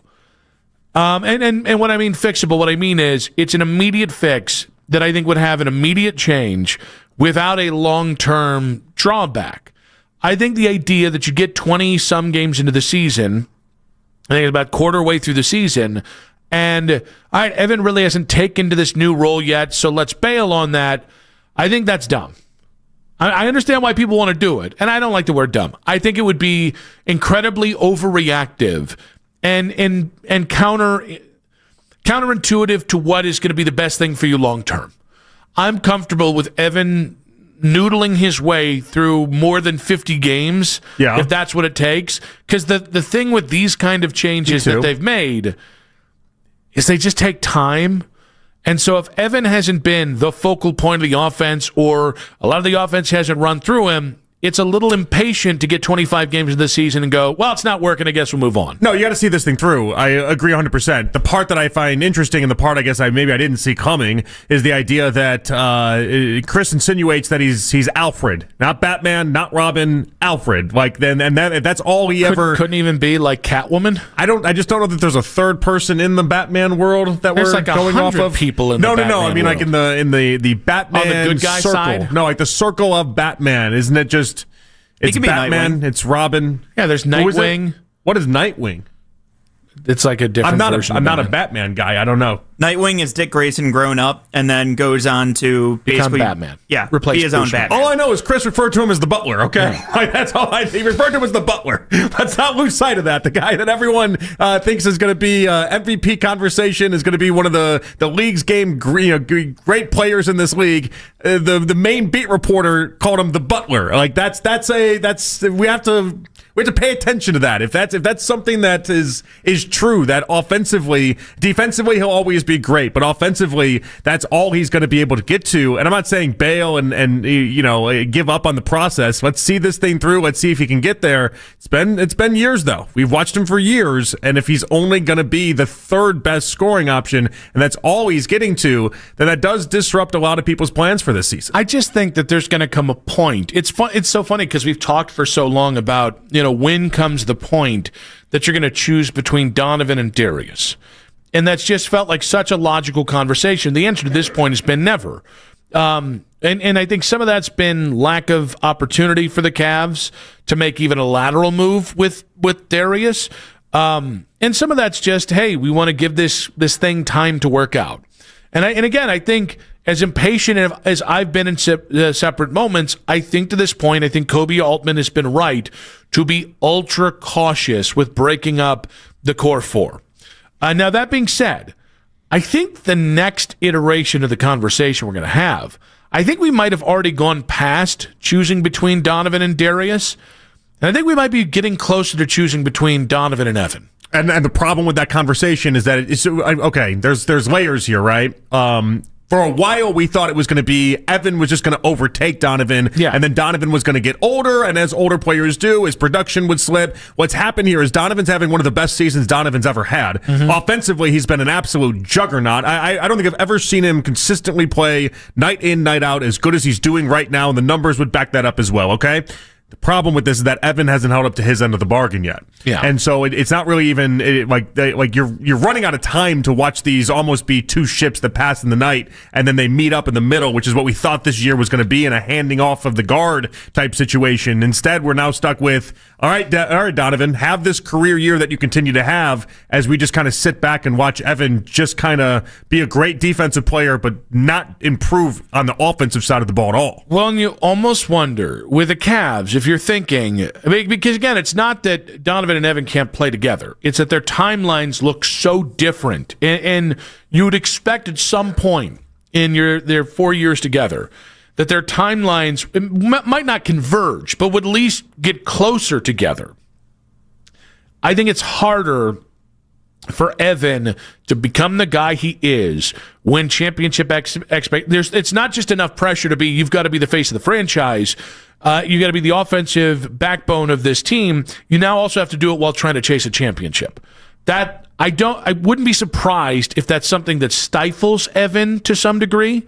And it almost feels like you get to a point where you're like, okay, we either trade Evan, almost like what Houston did, even though it's a different scenario contextually, but where Houston was like, well, we want to chase championships now, so we're going to trade Jalen Green, a guy who's probably going to be a top 25 player for the next 10 years, for 3 years of Durant, right? For 3 years of maybe winning a championship now. Where you either do that with trading Evan to get better to maybe win a title with Donovan, or you decide to move Donovan to get the pieces that might fit better around Evan. And I'm talking about timeline-wise. And the reality is, I don't like any of those. No, neither one of them seem like they're going to work out for us. Let's put it that way. Well, I mean, I think, okay, with and without Donovan right now, this team is way up a creek without a paddle. I think you could get something substantial for Evan that would give Donovan a significantly better chance to be a champion, and certainly in Cleveland in the next 2 to 3 years, because I think the NBA is wide open. I think the concern would be if you bet on Evans upside, and then you kind of remove the obstructions, and it's back to being him and Darius's team. I think the problem is, okay, but what if it doesn't? Because, like, theoretically, what you're saying is, would you take chasing one title with Donovan now, or if you get it right and you get young pieces who are ready to play and ready to build into a championship team, you can maybe make a run at 2 or 3 championships with Evan if the light comes on. Well, I see, but one's a bigger if than the other. Well, and the other part of this is that the architect of all this, in Kobe Altman, has seemed like the least aggressive human in the world when it comes to the core four. Like, he wants to see this through, and so like if anybody's going to say, well, hold on, we don't have to make any drastic moves or decisions quite yet, and would play this thing out longer than maybe even some fans would want, it would be Kobe Altman. And the other thing hanging over the head of all this is that Darius Garland right now, this toe condition is a real deal. You watched last night. The man is not, and this is supposed to be something that's there the entire year. I know he's got to get himself ready and trying to feel this whole thing out, but this is night and day. He looks offensively, he's lost right now. So much of his game is built on having speed and the burst, and this toe issue is just none of it's helping. To your Kobe point, what I think might make this year different is, you were a top 4 seed the first year, top 4 seed the next year, the number 1 seed the third year. You've won so much in the regular season, consistently being a top 4 seed, that I don't want to say it hasn't mattered, but you can fall back on, look at the amount of regular season success we're having. We just got to get the postseason right. What could end up happening this year that's different, or what looks like it's happening right now in the immediate, even if it doesn't stick around, is you're not even having regular season success. Right. I think that could be a fire that gets lit under his ass.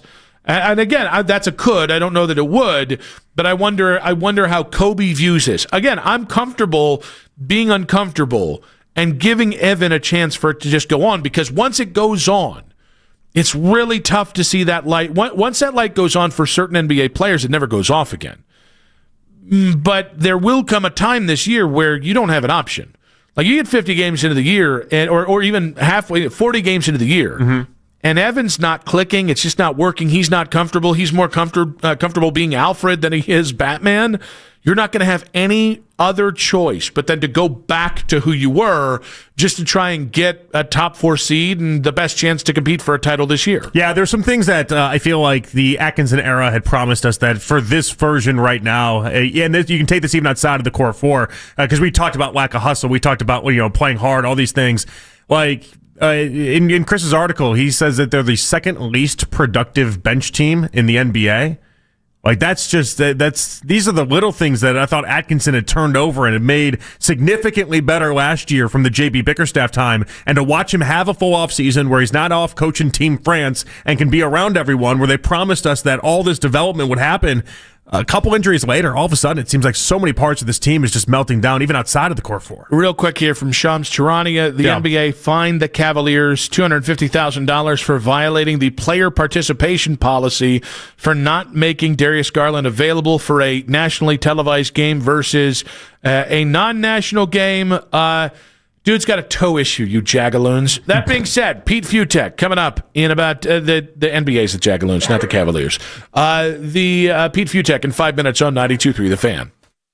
I've been playing sports all my life. Little football, basketball, pickleball, cross training, mud events, Spartan races and things like that. For Dr. Eric Williams, a successful chiropractor, staying active means everything. So when nagging knee pain slowed him down, he didn't want drugs or invasive surgery. He found a natural way to get lasting relief. QC Kinetics Cellular Therapies. We're using my body's natural abilities to get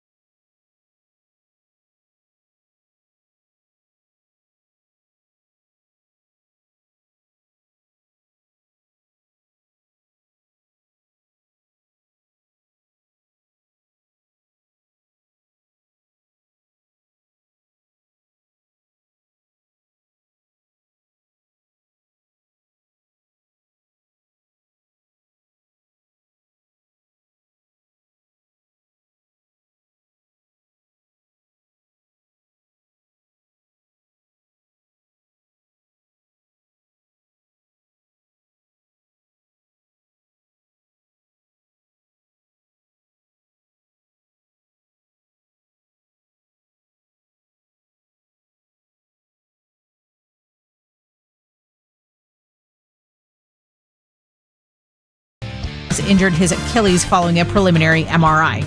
The Kevin Stefanski Show is back tonight at 7. You can catch the coach's show immediately following Afternoon Drive right here on the radio home of the Browns, 92.3 The Fan. Headline sports news every 20 minutes on 92.3 The Fan. From the University Hospital Sports Desk, I'm Meredith Kane. Whenever you need to talk college football, we've got you covered. We are Sports Radio 92.3 The Fan.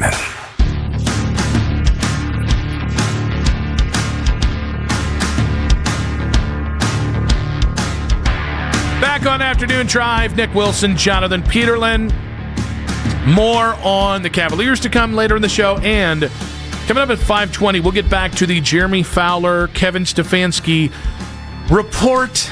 It is a report, right? Like it feels it's not even really a report. He was just him writing in his notes column, essentially. But his mailbag. But I mean, saying that, it's a name that comes up a lot in coaching circles. I don't know. You can look at it one of two ways. You can look at it either this is him just carrying water for Stefanski and helping him out because he's somebody that he's used for sources in the past, or you can look at it of him being like, this is just obviously how I see this going with the coaches this offseason. Could also be both. Not to be the guy that's like, it could be both. No, but it could be both. Yeah, no, definitely could be. Yeah. Now, we got Ohio State, Indiana. We've got Alabama, Georgia. We got one heck of a weekend in college football. And Thursdays at 4:20 means we're going to talk it with Pete Fiutak, college football news here on the Fan Hotline. Pete, welcome to the show, buddy. So I'm guessing, is everything right with the world now? Like, it's after years of going through this with everyone, like, this Michigan game at the end of the day, just another game. And sub-question, what deep down, what percent part of you, you're not going to admit this on the air, 12. What part of you really 13. kind of wanted Michigan to win this? Just for your own professional purposes? Pete, we don't get enough, honestly, we don't get enough content out of Ohio State for you, Stephen. If we do were that. in Columbus, maybe. Yeah. Gotcha. Now, so that wouldn't have made your life easier or better. If anything, I enjoyed the hell out of Saturday. And that my only thing, Ryan Day's big win with humility trip, which is the right classy thing to do, by the way. In the moment, I was mad at him because I was like, no, get 2 or 3 more scores because you sure as hell could have done it in that fourth quarter. Well, and I like the fact that, if Michigan had defended the M in the middle of the field as hard as it did, if it did that against the Ohio State offense, it might have won. I mean, look, if you really wanted to, win with no respect, you don't plant the flag. You just have sex on the M in the middle of the field, just like everyone else does. So it's. Pete, have you done that? Because I have not. I've yet to do that, and I haven't even done that at like Toledo Stadium, and I went to BG. I just am I missing out here? Apparently so. I didn't go to Michigan, but I've heard stories. What about Wisconsin? I know you're a Camp Randall guy. Yes. You do it on the Badger? I did not. Camp Pornhub is what it's called. I will not go further on that because, But anyway. What about in the end zone? That would be apropos. It's a little too on the nose. I did, this disrespectful thing, my first house party in Madison, I did pee on the Camp Randall arch, on a house party there, so there's that. That's why you guys haven't won a national championship since then. Oh, that and the fact that they're Wisconsin. When I was there, they didn't go to a bowl game or the NCAA tournament the entire time I was there. They got good after I left. So the curse of Fiutak's whiz is, I believe, what they called it. Oh, actually, though, I did get Don Morton fired by doing that. So there's that. Look at that! What a win! How did you get him fired? No, just by the curse of me. Oh, okay. I genuinely thought I was like they came down and was like, this is just we can't have this. Not on your watch, Morton. I did meet Barry Alvarez, though, when he first came in. I was this 18-year-old college student reporter, and somehow I got the question, and I asked him, I freaked out about what to say, and I asked him about the great, how does it feel to be around the great Wisconsin tradition? And he gave me a smell the fart face and looked at me and was like, son, I just came from Notre Dame. We won the national championship. The Wisconsin program tradition don't mean bleep. And I was like, okay, then. Thank you, Coach. Pete, all right, so we had Joshua Perry on, former Ohio State player, does NBC Sports now, and his setup for this game, the Big Ten title game, it was basically he thinks Mendoza's overrated, and he feels like Indiana's run game is heavily underrated. Is that how you see it as well? Kind of. It's a scheme. The scheme works talent-wise. They're not even close to Ohio State, and Ohio State should win this methodically, but here's the thing.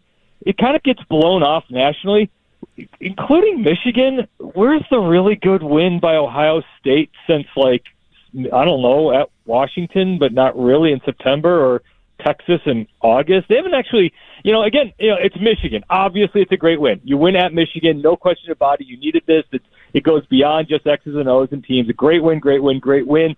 But they did get housed also by Oklahoma and USC. So it's, Michigan's not an elite, one of the elite Big Ten teams this year. So how good is Ohio State? They haven't exactly been fully stress tested. I do think they win easily, kind of, but with more nothing sensational. I think the spread is kind of ridiculous. But the real question here, it's beyond the X's and O's, beyond who's going to win and the running game, all that kind of stuff. Mendoza's overrated. No, he's fine. He's probably going to be a top 5 overall pick. Where does the loser fall? Because the College Football Playoff Committee has Hunter Yurosek and all this stuff has been really cagey about this. If they haven't come out and flat out said yay or nay to whether or not they're going to punish conference championship losers. Because remember last year, that was a thing. Mm-hmm. Because in the final rankings, it's either 3 Penn State, 4 Texas, or flip that around. I can't remember which was in the final rankings. And finally, there were 3 or 4, but they got knocked out because of the whole conference championship thing. So Boise State and Arizona State bumped up there. So if Indiana loses, is it still 2? And even if it gets destroyed, is it still 2? If Ohio State loses, is it still 2? Like, how far does this lose? And this is kind of the sucky part about this whole process. They're not telling us anything because they want to give themselves an out in case Alabama gets destroyed and BYU beats Texas Tech. They want to be able to have different ways to do this. But if they go by their precedent of last year, this game is a true exhibition because, fine, whatever. If you're the 1 or the 2, actually, being the 2 might be better if you're missing Notre Dame. Pete, do you look at Indiana as a true national title contender? Because I want to remind you, they are still Indiana. There's that problem. There is the it's still Indiana part. And look, they are, but they're to win 4 games in the tournament or 3 games in the tournament, whatever they have to do is good. You got to win back-to-back great games, and it's kind of been forgotten. They were really close to losing to Oregon and Iowa, and it's if you can't hit the curveball on the right day, then they blow you up like they did against Illinois. I'm not sold on the SEC teams, so I do think they can beat anybody in the SEC. You're still going to have to deal with Ohio State again, most likely, even if you do get through the college football thing. So yeah, they're a contender. I think more so than an Ole Miss is, or more so than even maybe Alabama is, even if it wins the SEC championship. But we'll see. If here you go, you got the pucks on your stick, Indiana. You want to do this, beat Ohio State, win the Big Ten championship, and there's nothing illegitimate at that point. If you do that, and you're 13-0, you're the only undefeated team in college football. Forget the name on the front. You're the real deal. It's a college football committee. I don't like how it feels like it's turned into like a little bit of data, and then also like what's in our gut. Like what just go there. It doesn't fully make sense to me, Pete. And even you describing the process, it's like will they take what they did last year as far as the conference title games? Will they do a new algorithm to try to make sure that a team like Alabama is certainly in? It feels like it's not right. And the show is a disaster. The post game, Reese Davis, God bless his heart, he's legitimately good at this. He's trying, but man, you get Hunter Yurosek on there, and he can't. They need a press secretary. They need someone who can explain what they did and why, and they just can't do it. So the problem became, and Reese asked them flat out, why now? Alabama over Notre Dame. When to the rest of the world, the very cynical side of the world says, oh yeah, look, of course ESPN wants Alabama and a 5th SEC team in there. So of course they're making this sort of happen. But the answer being like, they beat Auburn, so that was a good rivalry win. Well, okay, but go deeper. Do the work, Don. I mean, Notre Dame destroyed Stanford, which might not seem like much, except Stanford did beat Florida State, who beat Alabama. And for some reason here, everybody has forgotten how Notre Dame lost to Miami. And so head-to-head, yes, Miami should be ahead of Notre Dame, but that was 24-24 with like 65 seconds to go. Florida State beat Alabama by 14, and it took a late score just to get it to that. But all of a sudden, the Florida State win, which is by far the worst by anyone in the top 12, kind of gets blown off because, the SEC, of course. And so it's kind of all over the place.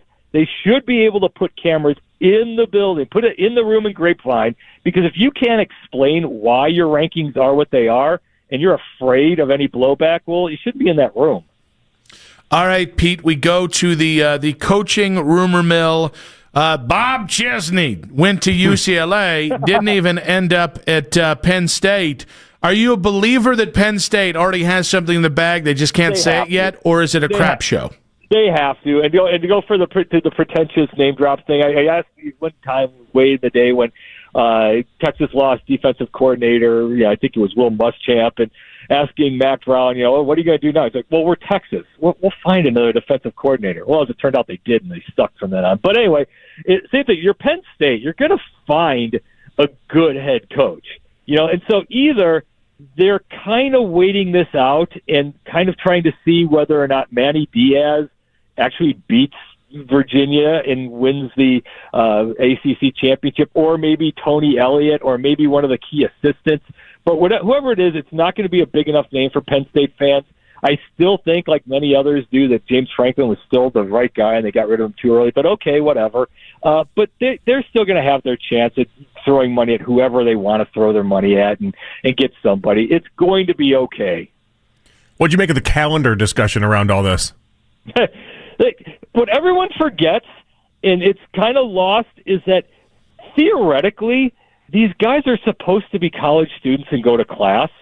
So, you kind of have to, within the confines of the university system, you kind of have to, kids have to enroll and transfer within a certain period. So there is a reason for the calendar being like it is. There's no good way of doing this.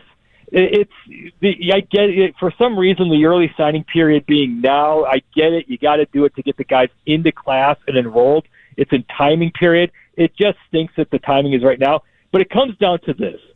Do you actually like your soon-to-be former head coach or not? Because if you're looking around the board, all these other guys are still coaching their way through their conference championships, and if the college football playoff happens, John Summerall's still at, Tulane. Mike Norvell's still at Florida State. It's not just because of money, because I actually like him. If you don't like your head coach, well, then welcome to LSU. And they enjoy your time there. We want a, Michigan man coaching Michigan sort of thing happening there with Ole Miss right now. So it really depends on how this all ends and when you lose a head coach.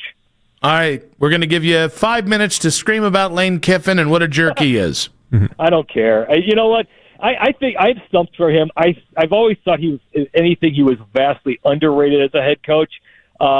This is the first time he's going to get a chance to really open it up, and let's see what he can do, because he was only at Tennessee for 1 year. He left to take a better job, which got lost in the discussion then, for USC, and the second he got there, they got hit with the Reggie Bush sanctions and weren't eligible for anything. So he's never really had a chance to do this. I know he rubs everyone the wrong way. He certainly rubs administrations the wrong way, but he was really good at Florida Atlantic. He was the best coach in the history of Ole Miss football, and now it's the first time he gets a superpower program that's bound by nothing. He has all the funds, all the resources, everything there to win national championships now. And let's see what he can do with this, because after everything, he's probably the best coach going, outside of Signetti. So, all right, let's see what he can do. All right, I'm going to ask you, because I feel like every week we ask you, and every week you get a little annoyed that we ask you. With the Heisman odds here, Diego Menzel, as you've called him, is at the front of the leaderboard. Sayan's there, and then Mendoza's there as well. Out of the three of them, who ends up winning it? Can I say none of the above? Look, it's going to depend on the conference championship games. Everyone, actually, I don't know if it's going to be me, but Diego Menzel will be on a lot of ballots at 2 or 3. Jeremiah Love will be at 3, maybe on some of these. But let's say Jeremiah Smith hits an 80-yard touchdown catch in the first play and ends up with 5 catches for 219 yards. Remember, Devontae Smith won it based on him just destroying Florida in the SEC championship game. And it was like, okay, yeah, that's the guy. in its conference championships. Bryce Young won it based on what he did on a late drive to beat Auburn and then in the SEC championship game. So if Fernando Mendoza goes off and has a perfect game and beats Ohio State, Heisman over, he's got it. If Julian Sayin goes 22 of 23 and is brilliant, I think he kind of wins in a kind of Julian Torretta sort of way. I think he wins it in a Gino Torretta type of thing, best player on the best team, even though he's not the best player, and I think Caleb Downs should get that. But anyway, long-winded way of saying, I don't know. I've got a ballot. I'm supposed to vote for this thing. I'm not supposed to say what my ballot's going to be, and I can honestly do that because I still have zero clue what those top three are going to be. All right, can we buy that vote from you for Jeremy? Yeah, I'm absolutely. Yes, I am absolutely for sale. I can be absolutely bought by your team if you want me to vote for your guy. I can be had for a 6-inch sub deal with fries and a large drink. I'm good. I'm easy. A medium drink. That's my final offer, Pete. All right, we'll discuss. We'll work on that. Maybe a 2-spot for that. You're the best, buddy. We appreciate you. Thanks, Pete. There you guys. Pete Fiutak, college football news on the Fan Hotline. Obviously, more on Ohio State, Indiana, but Mary Kay Cabot weighed in on the Wyatt Teller situation. You're going to want to hear this one in 5 minutes on 92.3 The Fan.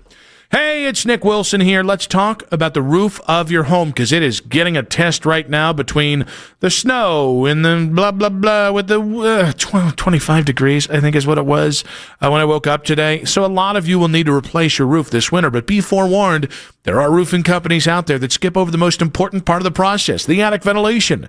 You see, if your attic ventilation or if your attic doesn't have proper circulation, it can cause problems such as mold and wood rots, leaks in the winter, and not to mention higher AC bills in the summer. And this is one of the reasons I recommend Victor's Home Solutions to my listeners because their process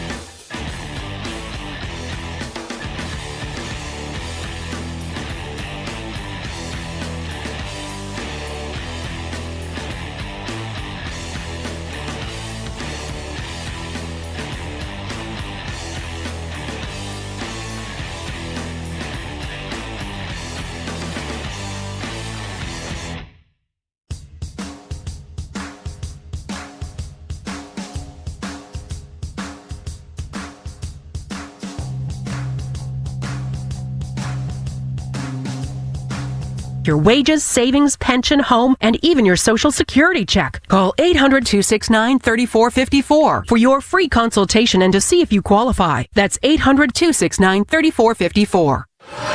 Don't trust anybody with your Cavs coverage unless they have sports in their name. We are Sports Radio 92.3 The Fan.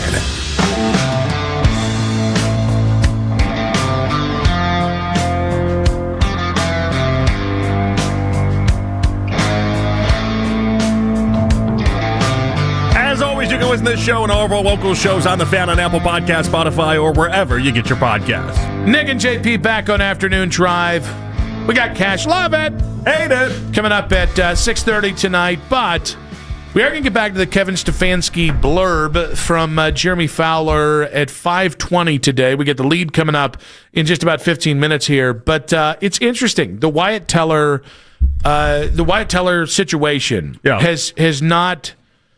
I just continue to be as irritated or more irritated from day to day that we don't have any clarity, that it's very clear that Wyatt himself is not thrilled with whatever's going around, and you can tell that because Carly Teller, his lovely wife, and his mom have both tweeted similar things that might tell you he's not really thrilled with whatever the hell happened. And I thought it was interesting. Like Mary Kay Campbell was on with the Morning Boys today. And again, Mary Kay's just kind of piecing together what she knows and putting it out there.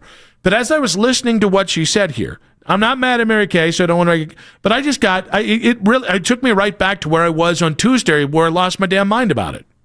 So whatever the case was with Wyatt, apparently they felt they needed to see something else there. At this point right now, I think when he gets back from the calf injury, he's going to have to show some things, and maybe he will. Maybe he'll do whatever he needs to do, or maybe he comes back next year in a different capacity or something. I'm not exactly sure. They do have to rebuild their line for next year. They know that. And if you have an opportunity to audition someone for the job, this is the time to do it.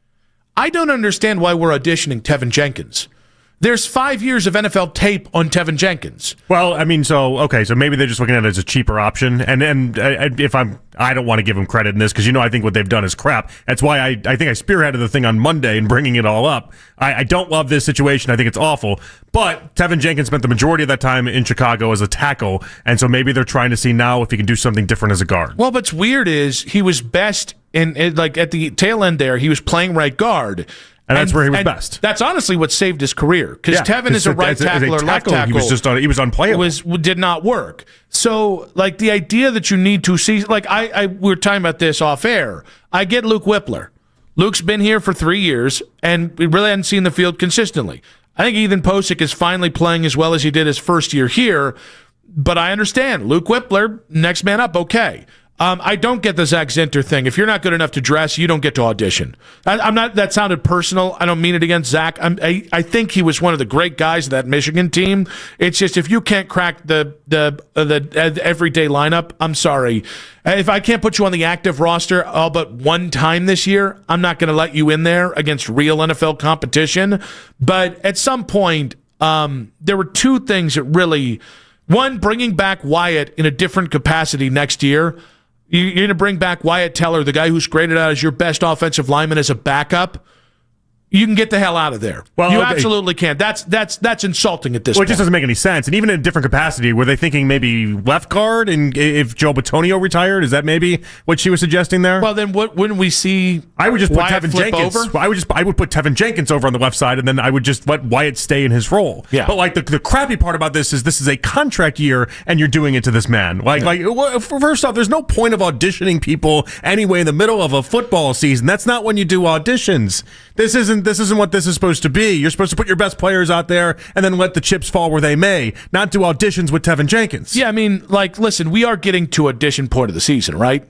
End of the season, in a lost season, but you don't do it with one veteran for another veteran. Well, but not a veteran, but I think it's such a crappy way to do that to somebody in a contract year. Well, and that has been so good to this team. I'm so glad that you brought that up, because doing this in a contract year, while also, let's be clear about it, while the guy has been one of your best players for 7-8 years, that's where it gets really personal. I mean, if you'd paid the man, the top rate for a right guard in the NFL with all the guarantees attached to it, and then said, listen, we want to do a couple plays here and there, I can understand that a little bit better. Yep. A little bit better, but he hasn't gotten his bacon yet. And I just think it's a crappy way to treat somebody that has been as good as he's been. And listen, this is Mary Kay saying it. I'm not mad at Mary Kay, but the line of he's going to have to show some things, what hasn't Wyatt Teller showed you?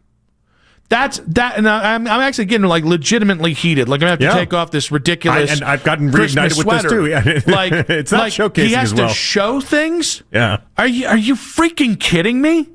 The guy has played hurt and been elite. The guy has busted his ass. The guy has been one of the good guys in that locker room. And by the way, the $230 million quarterback that you traded for that embarrassed the franchise with all the crap that you brought, that guy couldn't be bothered to be a part of the damn community. Wyatt Teller came in day one and was a part of the community. Mm-hmm. And so where are your values as an organization? Like, what matters to you? Because for a long time, the Browns have gone by and very apparently spat in the face that character matters. But this is too far. You want to bring in a guy with 20-plus sexual assault lawsuits? Well, okay, that's how the NFL works. But this is not how the NFL. You dogging a guy in a contract year at 30 years old who is your best offensive lineman. By far, your best. That's not how the NFL works. To me, it's really hard. It is really hard to defend so much of what they've done. I will not even attempt to defend this. This is so classless to me. And that line, show some things. I'll be honest with you. If I was Wyatt Teller, I'd show him one thing. And then I'd say, you can kiss my ass, pay me to go home. Because this is, show some things like he's a rookie. It's just not how you do business. Yeah, it's just not how you do business. While Jerry Jeudy does what Jerry Judy's doing. Right. Guy, and listen, I'll be honest with you. I don't put this one on Kevin Stefanski. I don't think Kevin Stefanski is a great leader of men. Actually, no. I'm not going to give Kevin the old Peterlin pass. I'm not going to do it because he's the head coach, and at some point, you need to stand up for Wyatt Teller. You got to stand for something in that moment. But that being said, to me, this is organizational. And I'll tell you right now, Jimmy Haslam, you got your beautiful damn stadium, right? You got your $230 million quarterback. You got all the things you want in life. If you do one thing right from here on out the rest of this season, treat Wyatt Teller right. Because crap like he's got to show some things, we're going to bring him back in a different capacity. There's only so much disrespect one man should take. And I'll be honest with you, I don't like this isn't even strong enough. I just can't use the words that I feel every time we talk about this freaking story because disrespect isn't even a strong enough word.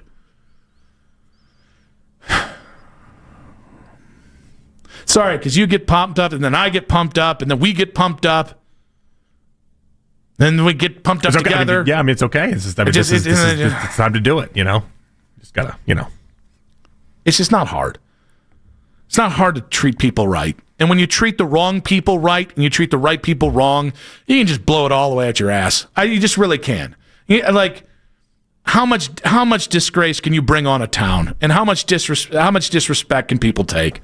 The Lead coming up in 5 minutes on 92.3 The Fan. I'm Bill Ryder with an Odyssey Sports Minute. And as I reported a year ago, Giannis Antetokounmpo is eyeing the possibility of leaving the Milwaukee Bucks. It's been a year of failure. And so the fact that reportedly Giannis is finally close to pulling the trigger.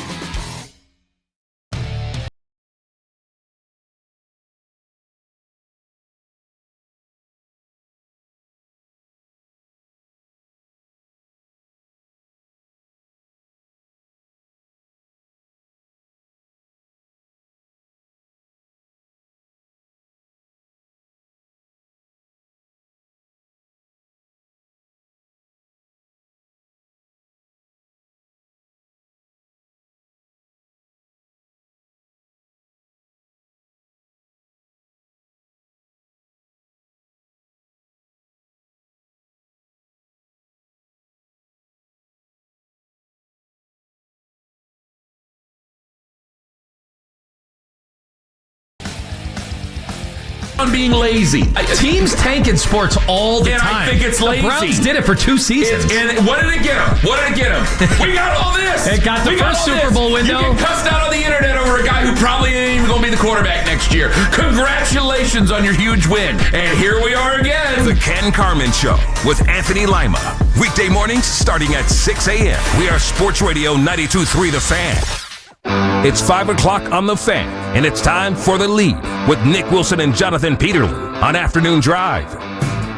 We continue to react to the Kevin Stefanski is it a report, is it a not report, coming up in about 20 minutes here. But Nick and JP back with you. We got Cash Love It. Hate it. Coming up at 6:30 tonight. We do have, in case you missed it, coming up at the end of the show, it's 6:40. But Cavs, not great. Ohio State, pretty good. Browns, at least we get to talk about Shador. It's time for The Lead here, and Jeremy Fowler wrote, multiple league executives believe Kevin Stefanski would be a prime head coaching candidate if the Browns move on from him. What was your reaction when you first read this note about Stefanski's future? So I don't know about prime, because prime would suggest that if He's going to Colorado? No. Or he's buddies with the Paul brothers? You got any more in you? Fighting foot-long chandeliers. Foot-long chandeliers. Yeah, I was trying to think of a clever way to say marital aids. Have you ever had their drink, Prime? No. Me neither. No. I've only ever seen people under the age of 25 have it. I've only ever seen D-bags drink it. So, yeah, fair enough. Yeah. I was going to name the person that I saw drink it, but now I don't want to make it seem like on the station. Of course, not a. Is it Sweet Young Boy? Yeah, you know it is. It's yeah, Jax. it always is. He's my frame of reference He's for everything. impressionable. Every 23-year-old, he's my frame of You're reference. how we know that his generation likes it on the back there, and he's my guy. He was my info. He actually texted me the next day. He was like, "I heard the segment." He goes, you're right. It's just we've talked about it. It's what my generation likes. I just like and I said, I know. I'm more of a traditionalist. I like that you've officially become everybody's grandpa.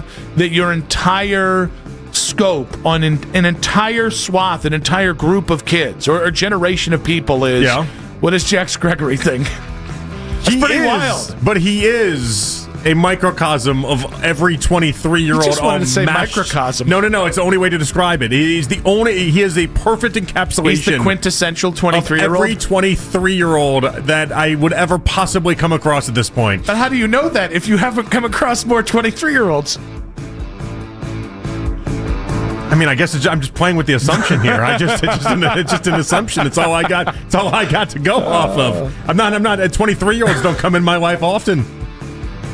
He's got the right blend of cool. What was that again? I said he's got the right blend of cool. That wasn't the one I wanted you to run back. Yeah, what'd you want me to run back? I can't recall. All right, then. I mean, my first reaction was, the timing of this isn't a coincidence. Like, we had somebody on Twitter being like, oh, we're not actually going to source this. We're just going to take it as fact that it's from Kevin Stefanski's camp. Because you think the Browns are putting this one out there, bub? Or you just think Jeremy Fowler's dreaming this one up and putting this out there because wishes, hopes, and dreams, boredom, maybe? Well, again, that's it. He's not the prime head coaching candidate. If you're the Bills and you fire McDermott, you're not thinking, oh, we must get Kevin Stefanski, okay? When I think prime head coaching candidate, that's what I think of the guy that's going to replace. I think the guy that's going to replace Sean McDermott. Can we just have to remove the word prime from the show? Is that what has to happen? Is that what has to? You can't even do it today, can you? No, not today. No. Boom! You came in with the Christmas sweater, and I knew it's like all gloves were off today. It was like you and me yesterday fighting over the word "hoe" in the pre-show meeting. That's when I knew it was going to be a good show. Yeah, you should have known. When Saint Nick showed up, it was on like Donkey Kong. I wish it showed better on the videos. Oh, really? I haven't seen. Have you not? They zoom in. So it just looks like you're wearing like a red shirt with like a white stripe. You can't even see. You know what? You I'm can't gonna do see this the festiveness at all. I'm gonna do this one for the people. I had no idea it was even. If you just look at the video, you can't tell it's like a Santa thing. You just think you're wearing a red and then white striped shirt. All right, I did some poses for the 92 Through the Fan YouTube channel, and about broke the damn did chair. Like the Egyptian poses there. It's like Egyptian Santa. Well, I also did a little pose, like one of these, huh? You can't see the guns, but they're there. Yeah, now you just did it. Gotta conceal and carry these babies. Tommy Rees spoke with the media today. He talked about his focus on improving the team's offense with Shedeur. We're all competitive. We all want to win. We all want to play well. But my focus is why or how do we get this corrected? We have a young quarterback playing who's doing everything we're asking of him, doing a good job of working towards the progression. So I try to internalize it. Like, where did I not make this clean enough for him to go execute? There are plays throughout games where there's a myriad of reasons why things don't work out. It's our job as coaches to present the solutions for the players so that they can. I kind of wouldn't hate it if the Browns considered bumping up Tommy Rees if Kevin did get fired. I really like. You wouldn't just make it Jim Schwartz? I would make it Jim Schwartz. No, I want Jim to be the defensive coordinator. I don't hate the idea of having a young offensive head coach that can be here for the next 20 years. Like I just, and by the way, I actually wouldn't object if Jim would take the job. But I just, every time I hear Tommy talk. Man, that's a head coach. And yes, that was a bit of a word salad there. Yeah, it's a word salad that sounded like it was something, though. It's been 2.5 games. I need more than a good press conference. I need more than a good speak. And so he's working with. I almost said, Shedeur Sanders, but you're gonna sound like Ken in that promo. Or the one that we just aired coming into this break. Oh, yeah, you're being lazy. Is that No, Ken? it Sorry. is that promo, but in the front of that, it was like, mine was like, well, they're not playing the best quarterback this week. And then Ken's like, Deshaun's not playing. You know, basically he was insinuating that Deshaun's the best quarterback. And if you're actually a Shador fan, you're not thinking that Deshaun Watson's a better quarterback. Also, if you're a football You're guy, just not. you're not thinking Deshaun's the best football. Just not thinking that way. Mary Kate Cabot of Cleveland.com was on with the Monoboys. Earlier today, she said that Deshaun Watson isn't in the plans for the Browns this season. You can never say never because we never know what's going to happen, right? You don't get to number 42 without a lot of strange things happening at the quarterback position. Some of those things happen because of injuries, and some of those things happen for other reasons. But I can't honestly say that there's no way he's going to get into a game this season, but I don't think it's the plan. I think the question is, can Shador be your starter for 2026? So you're right. They do need to start seeing more of what he can do, and he needs to start showing more of what he can do out there. It's a week-by-week thing right now. And as far as Deshaun is concerned, I think he's the best quarterback on the team right now. He's going to be back on this football team next year. Okay, so again, if he's not in the plans for right now, though, that's all right. The plan for right now should be Shador the rest of the way, and then we'll see what the Browns do as they constantly move and change plans, and it's a week-by-week thing with them. If he wasn't in the plans this season, then you didn't have to open up his 21-day window. I think that's where I struggle with this. I think the 21-day window for them is just so they can see him going through. Again, I know it's on a practice field that is way on the other side, but I think because when you open up the window, it lets him be on the practice field, it lets him dress for the game days, and it lets him be around the team in a way that I feel like they might think is valuable. Dan Brugler of The Athletic joined the morning show today after releasing his first major mock draft. He explained why he has the Browns trading up to the first overall pick to select Fernando Mendoza. It might actually go more as the better quarterback prospect. I went with Mendoza for the Browns in this scenario because I think, first of all, he's a lot more NFL ready. Like, he's ready to be a starter tomorrow, where it might take a little bit extra time. Just 20 years old, under 20 career starts. You know, there's a lot more with Moore that's going to take time for him to develop, where with Mendoza, he's ready to step in and execute an NFL offense. And I think that's where the Browns are with where they are in their roster construction. I think we'll see about any possible regime change, but of all the reasons they love Dylan Gabriel throughout the process, that's why I think they're going to like Fernando Mendoza as well, except Mendoza has better physical traits and better upside than Dylan Gabriel. I don't think it's a clear cut he's quarterback one. So I have loved the Matt Ryan comparisons for Mendoza. I also think, and I'm not talking about style of quarterback one for one here, but I also kind of think like Jared Goff level quarterback. So the recent one the past couple of days has been Jared Goff and Kirk Cousins. Oh, that has? Because yes. I honestly was just, when I was listening to Joshua Perry talk with us at 3, everything he was saying reminded me of Jared Goff. Yeah, recent days, I think Matt Miller had Jared Goff and Kirk Cousins, and so that's become really popular. So if Kevin Stefanski was here, who are two quarterbacks that would fit the style of offense that Kevin Stefanski likes to play? Kirk Cousins and Jared Goff. Yeah, and you could see how, and so what would be enticing, obviously, we're going to start branding this as, it's not good branding, but it's the branding that we have, is Dylan Gabriel 2.0. Like the more athletic, the bigger actual 6'5", 230 version of Dylan Gabriel, if that's what this ends up being, then, and it's what it appears to be, then how would Stefanski not fall head over heels for this? I think my concern here is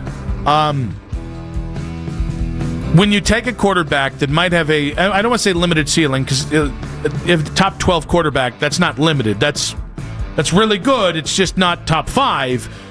You have to remember that when then you go and get real stingy about paying him 5 years later. Yeah. I think that's the catch-22 is right now you're looking at like we just need like this bar minimum level of quarterback, and then you get 3 years down the road and you're like, well, he's good, but we got to pay him $50 million. I was going to say, unfortunately for the Browns, is that what they were having when they were trying to pay Baker $40 million changed and evolved into Trevor Lawrence is getting $50 million a year, Tua's getting $50 million a year, Jordan Love is getting $50 million a year, and all these quarterbacks that you wouldn't have had to pay that type of money to are getting paid Patrick Mahomes money. And what's weird about it is you'd wonder, well, then do you just go to the higher risk but higher upside play in Dante Moore, except Dante doesn't really fit what you want to do, and so if you're going to do that, you really have to It ain't gonna be with Kevin Stefanski. Well, and so we kind of talked about like what the differences between last year's class and this year's class, and how there's similarities and that there's two quarterbacks and what they offer up. But one of the differences and true differences here is that Dante Moore doesn't have the experience that either Cam Ward or Shedeur had. Like if you go Dante Moore, if he comes out and can't resist it, I like him. At this point, I think I'd roll the dice on him more than I would Fernando Mendoza, just because I think the upside is extreme. But there's a real chance that it just flames out, and he's not played enough, and it just doesn't work. Yeah, I mean, this is. I don't want to compare That's it one a for roll one, of the dice. but this is like a Josh Allen situation. Like very much so. Like you better have a known quarterback developer if you're going to take Dante Moore, and maybe somebody who isn't like has a weird devotion to one system and only one system. And if you don't fit that almost completely, well, you can get the hell out of Dodge. Now, I was just saying that. I don't know if that's very random of you to say. Yeah, very I don't random. have like a specific name in mind there. No, couldn't be. The Kevin Stefanski, the thirst for Kevin Stefanski in 5 minutes on 92.3 The Fan.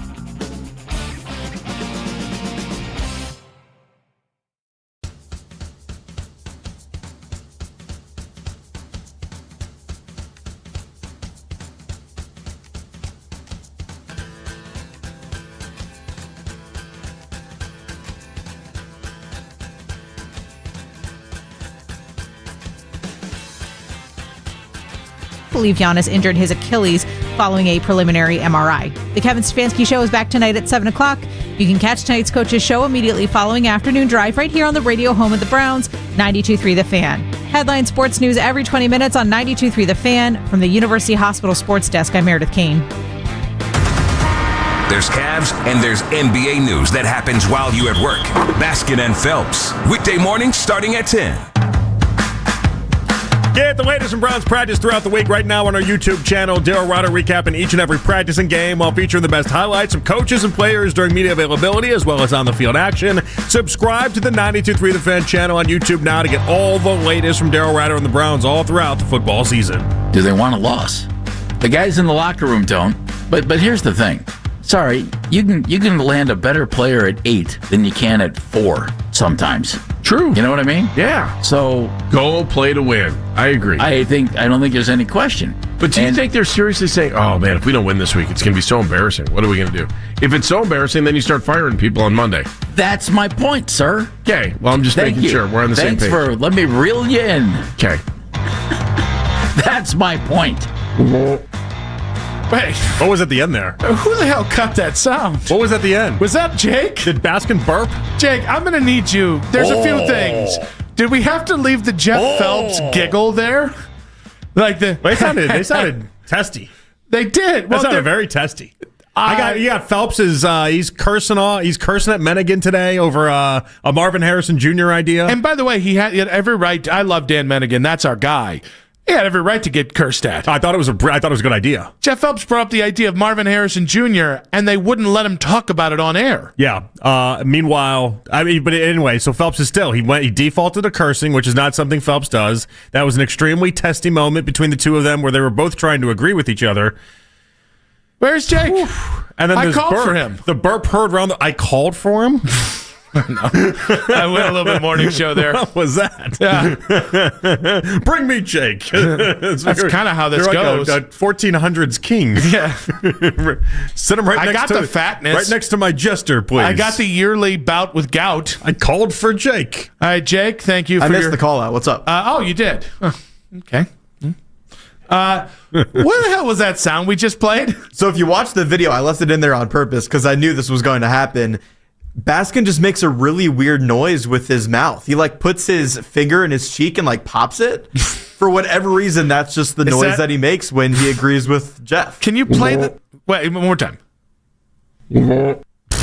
He sounds like a Wookiee. And again, the video on the 93 The Fan Twitter account, you can see it right there. I mean, he makes the sound effect. Okay, when you put your finger in your mouth and you don't you do this? Don't you make the popping sound? What came after the sound? Was it just more debate? As they just went right past this? The unedited version. 92.3 the Fan After Dark. 92.3 The Bedroom. That is where the cut actually ends, by the way, him making that noise. So Keith left it in, and I decided to leave it in as well. Keith left it in for embarrassment. That's what he left it. He didn't love that. 92.3 After Dark. 92.3 The Leave It In. Here's the thing. The other part is, that's my point, and then Jeff kind of giggles seductively, and then can we just get the part where Andy says, I don't know what the hell Andy said, but then Jeff basically goes, "That's God, this is great, just great radio. This is going to get me the Marconi." Okay, well I'm just making sure we're on the same page. Thanks for let me reel you in. Okay, that's my point. Yeah, I don't know why any of that was left in. The weird, uncomfortable, erotic laugh of Jeff. Well, I think Jeff was trying to help out the idea that it was getting a little uncomfortable. That it was getting a little. So he did the laugh. He did every now and then. I'll do it if it gets a little uncomfortable. I'll do a laugh after, just because it's just how we deal with being uncomfortable. It's like the oh my God, who is the third party candidate? Or it's like the Ross Perot laugh. That's what Phelps did. I left it in because I knew it would amuse you, and it's working. You don't even. It's a highly rated show. Does he have a point? I don't remember what the damn point was. I'm so down the rabbit hole. I'm so down the rabbit hole, or labbit hole, as I was about to say. I play the clip from the top then, and then we can regather the point. We want to regather the point? We're going to regather. All right. Do they want a loss? The guys in the locker room don't. But here's the thing. Sorry, you can land a better player at 8 than you can at 4 sometimes. True. You know what I mean? Yeah. So go play to win. I agree. I don't think there's any question. But do you think they're seriously saying, "Oh man, if we don't win this week, it's going to be so embarrassing. What are we going to do?" If it's so embarrassing, then you start firing people on Monday. That's my point, sir. All right. Well, I'm just making sure. I don't want to hear the brawl. I don't want to hear Because it if we again. do, we're going to get sidetracked. Yeah, I mean, this is listen. We already will had people get fired on Monday if they end up actually losing this game to one of the worst teams I've seen in professional football in the previous half decade? Can I give you a conditional answer? I don't like conditional answers, but if it's all you got, then I guess I have to take it. All right. If you're already planning or gearing towards firing Kevin Stefanski and you lose this game, yeah, you should do it early. This should be, if you lose this game, it's not a layup. The Browns don't deserve the idea of layups because there have been some layups they've actually made this year, and there have been some layups like the Jets game that they just took right on the chin, right? But if you have no plans of firing Kevin Stefanski, then no, that shouldn't be like Haslam watches it and goes, candidly, I can't do it no more. And then he storms in and fires Kevin and said, you were safe, but not anymore, boy. Like, no, that shouldn't be the case with Kevin Stefanski. However, if you're already, I feel like he does like call like young men, like young man, like, chief, like those kind of things. It's very, it seems like something you would do, right? If you were Jimmy Haslam? Maybe chief, but you can start calling people boy at the end of it. Or young man, that's kind of what I was going for. But I understand where you're going. The point is, but if you're already like 99% sure you're firing Kevin Stefanski, yeah, you lose this game, your ass should be grass. I mean, if you're Stefanski, well, if you lose this game, then all you're telling everybody is that you're trying to lose these games. Yeah. I know they're bad. I know they're obviously not a good football team, but they're nowhere close to the level of bad that the Titans are. If you lose this game, then you are signing yourself up to lose every game for the rest of the season and try to make it as non-competitive as you possibly can, which would explain why they are, rotating out one of their best linemen. Well, and here's the other thing. I already kind of think, because, we've talked about would they fire Kevin in season anyways, and everyone always goes, I don't know what you'd be accomplishing in that unless you had a coach you want to look at. Here's what you'd be accomplishing. If you've already decided you're going to fire Kevin at the end of the season, he's your fall guy, right? For all the crap over the last couple of years. The reason why you do it is you need to go ahead and get a jump start in the coaching search because you don't want to be... Because this isn't like how Haslam used to operate is he'd start gathering stuff around Thanksgiving when he was getting ready to fire somebody. I don't think you can do that with Kevin Stefanski. He's too well connected. It's going to get back to Kevin Stefanski, which is honestly the other part I thought about the Fowler thing today. The Fowler report, yeah. Where the Fowler report is like that, maybe it's starting to get back to him already? Yeah, like maybe he's starting to hear things. I haven't heard that. In fairness, every other time they fired a head coach that I was here, you started hearing stuff in November. I have not heard it. That doesn't mean it's not out there. Well before. Freddie Kitchens, I heard things in week 2 of his season that he was here. Legitimately, week 2. Every fan will be like, that's not how we remember it. It took until like week 10 or 11 before we started. I know I heard things week 2. Yeah. Legitimately week 2. That's the one. I wasn't here for that one. I kind of wish I was here for that one because it would have been fun. Other than the fact, the Browns were sucking and they shouldn't have been bad. However, the stories will blow your mind. I really think because it's such a down year, as Andy Bask would say, a year. Sounds like one of the Budweiser frogs just getting squashed, or maybe getting the opposite of squash. You know what I mean? Those were good commercials, though. I kind of want to do a Budweiser, like all 3 of us go one at a time. Which one do you want to take? I kind of want to take the part of this. I want to take the part. All right, fine. I'll do the Bud. You do the all right, Bud. Wise. He didn't know it. He didn't know it. Nope, no idea. What? Come on, Mac. I mean, come on. Wait, didn't he say that? Bud? Why? Yeah, there we go. I was the one not doing it. Yeah. Yeah. That was being a D. No, he didn't hit the part. It was right. It was right there. The sound would have been the As you didn't deliver, the sound would have been right there. That was the whole idea. Yeah. If I have to explain it, guys. But no, I mean, I think that would be. I do think, listen, the Bears. That's a pretty defensible loss at this point. The Bills, defensible loss. Every loss you have after this is incredibly defensible. So this is kind of the IQ test. This is the thing of like, hey, if you do this and you're already planning, if you wanted to do it early, because if you do it after the Bears or Bills games, we're going to be like, well, you should have lost those games and you should have lost. You know what I mean? Yeah. Like, this is one of those things where it can be the mutually advantageous thing. And the Browns can even do the same ridiculous thing they've done when we traded him because we really just wanted to do right by the player. Okay, but you again, could run that with Kevin. You could be like, we just want to give him a chance to get the next job. Pay attention, though, in this game. I need everyone to pay attention because just like how they, in a 10-8 ball game, was rotating out your best offensive lineman in a 49ers game that was a little bit closer than what they wanted at halftime, the Titans, I also believe, aren't trying to win these games either. Mm-hmm. The Titans are at a spot where they are trying to lose as many as they can. They want to secure the number one pick to hopefully then get 3 first-round picks or 2 first-round picks from another team that wants their franchise quarterback, okay? So, like, this might end up being, in the second half of this game, who can make the biggest blunders on a consistent basis while not seeming as obvious about it as you possibly can. I tell you, one more reason. You'll know in this game what they're trying to do with the rest of this season. So it has been posited that Kevin Stefanski is trying to win all these games as possible, and the organization is tanking, right? When we talked about the Wyatt Teller stuff, don't get mad. They're just trying to tank. I don't think that's behind that. I don't think that's what they're trying to do because I don't know that. I don't think that's the move that you do. But like even Lima was making that case that that's why they're playing Shador effectively. If you listen to the morning show, that's right? what he was inferring. Yeah. I'll tell you, if you are already eyeing a separation with Kevin Stefanski, and you're starting to think about, well, we got to get ahead of this, we got to start jump starting the search and get serious about it. If you're thinking, you know what, he might end up giving us the old Lovie Smith treatment. And again, you and we want to win every one of these games because I am done tanking.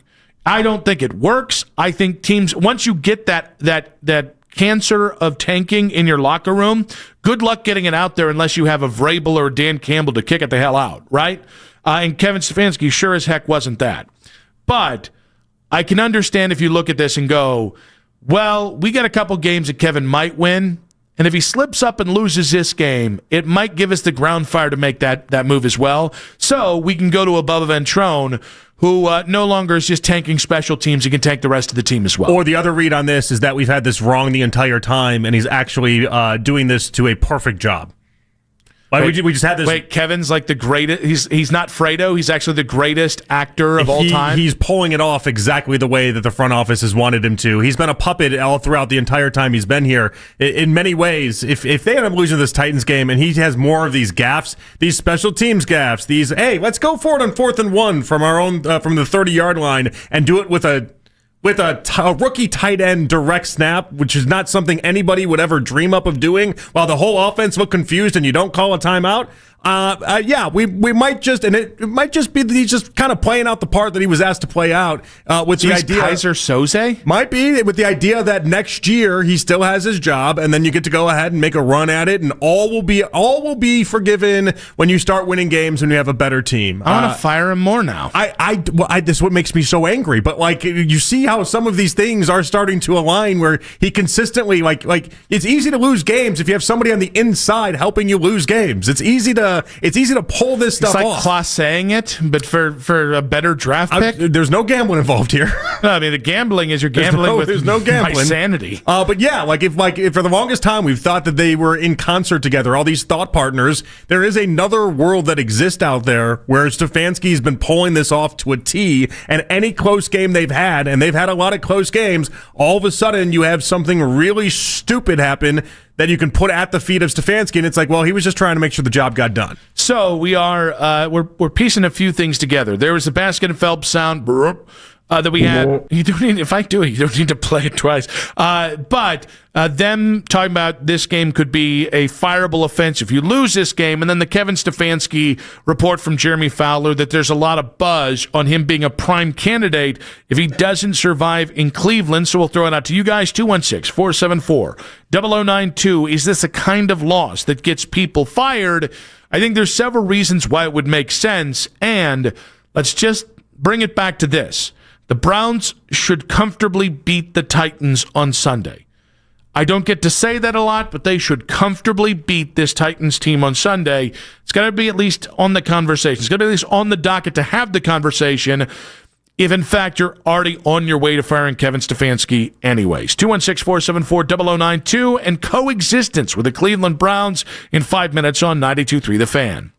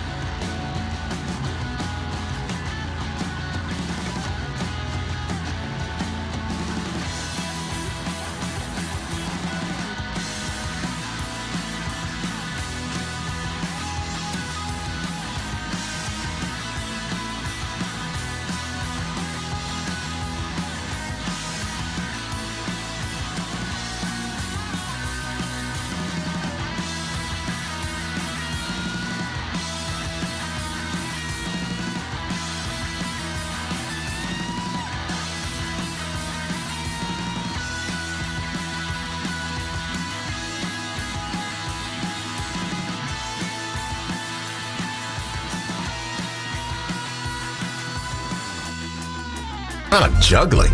Make the switch today at odoo.com. That's ODOO.com.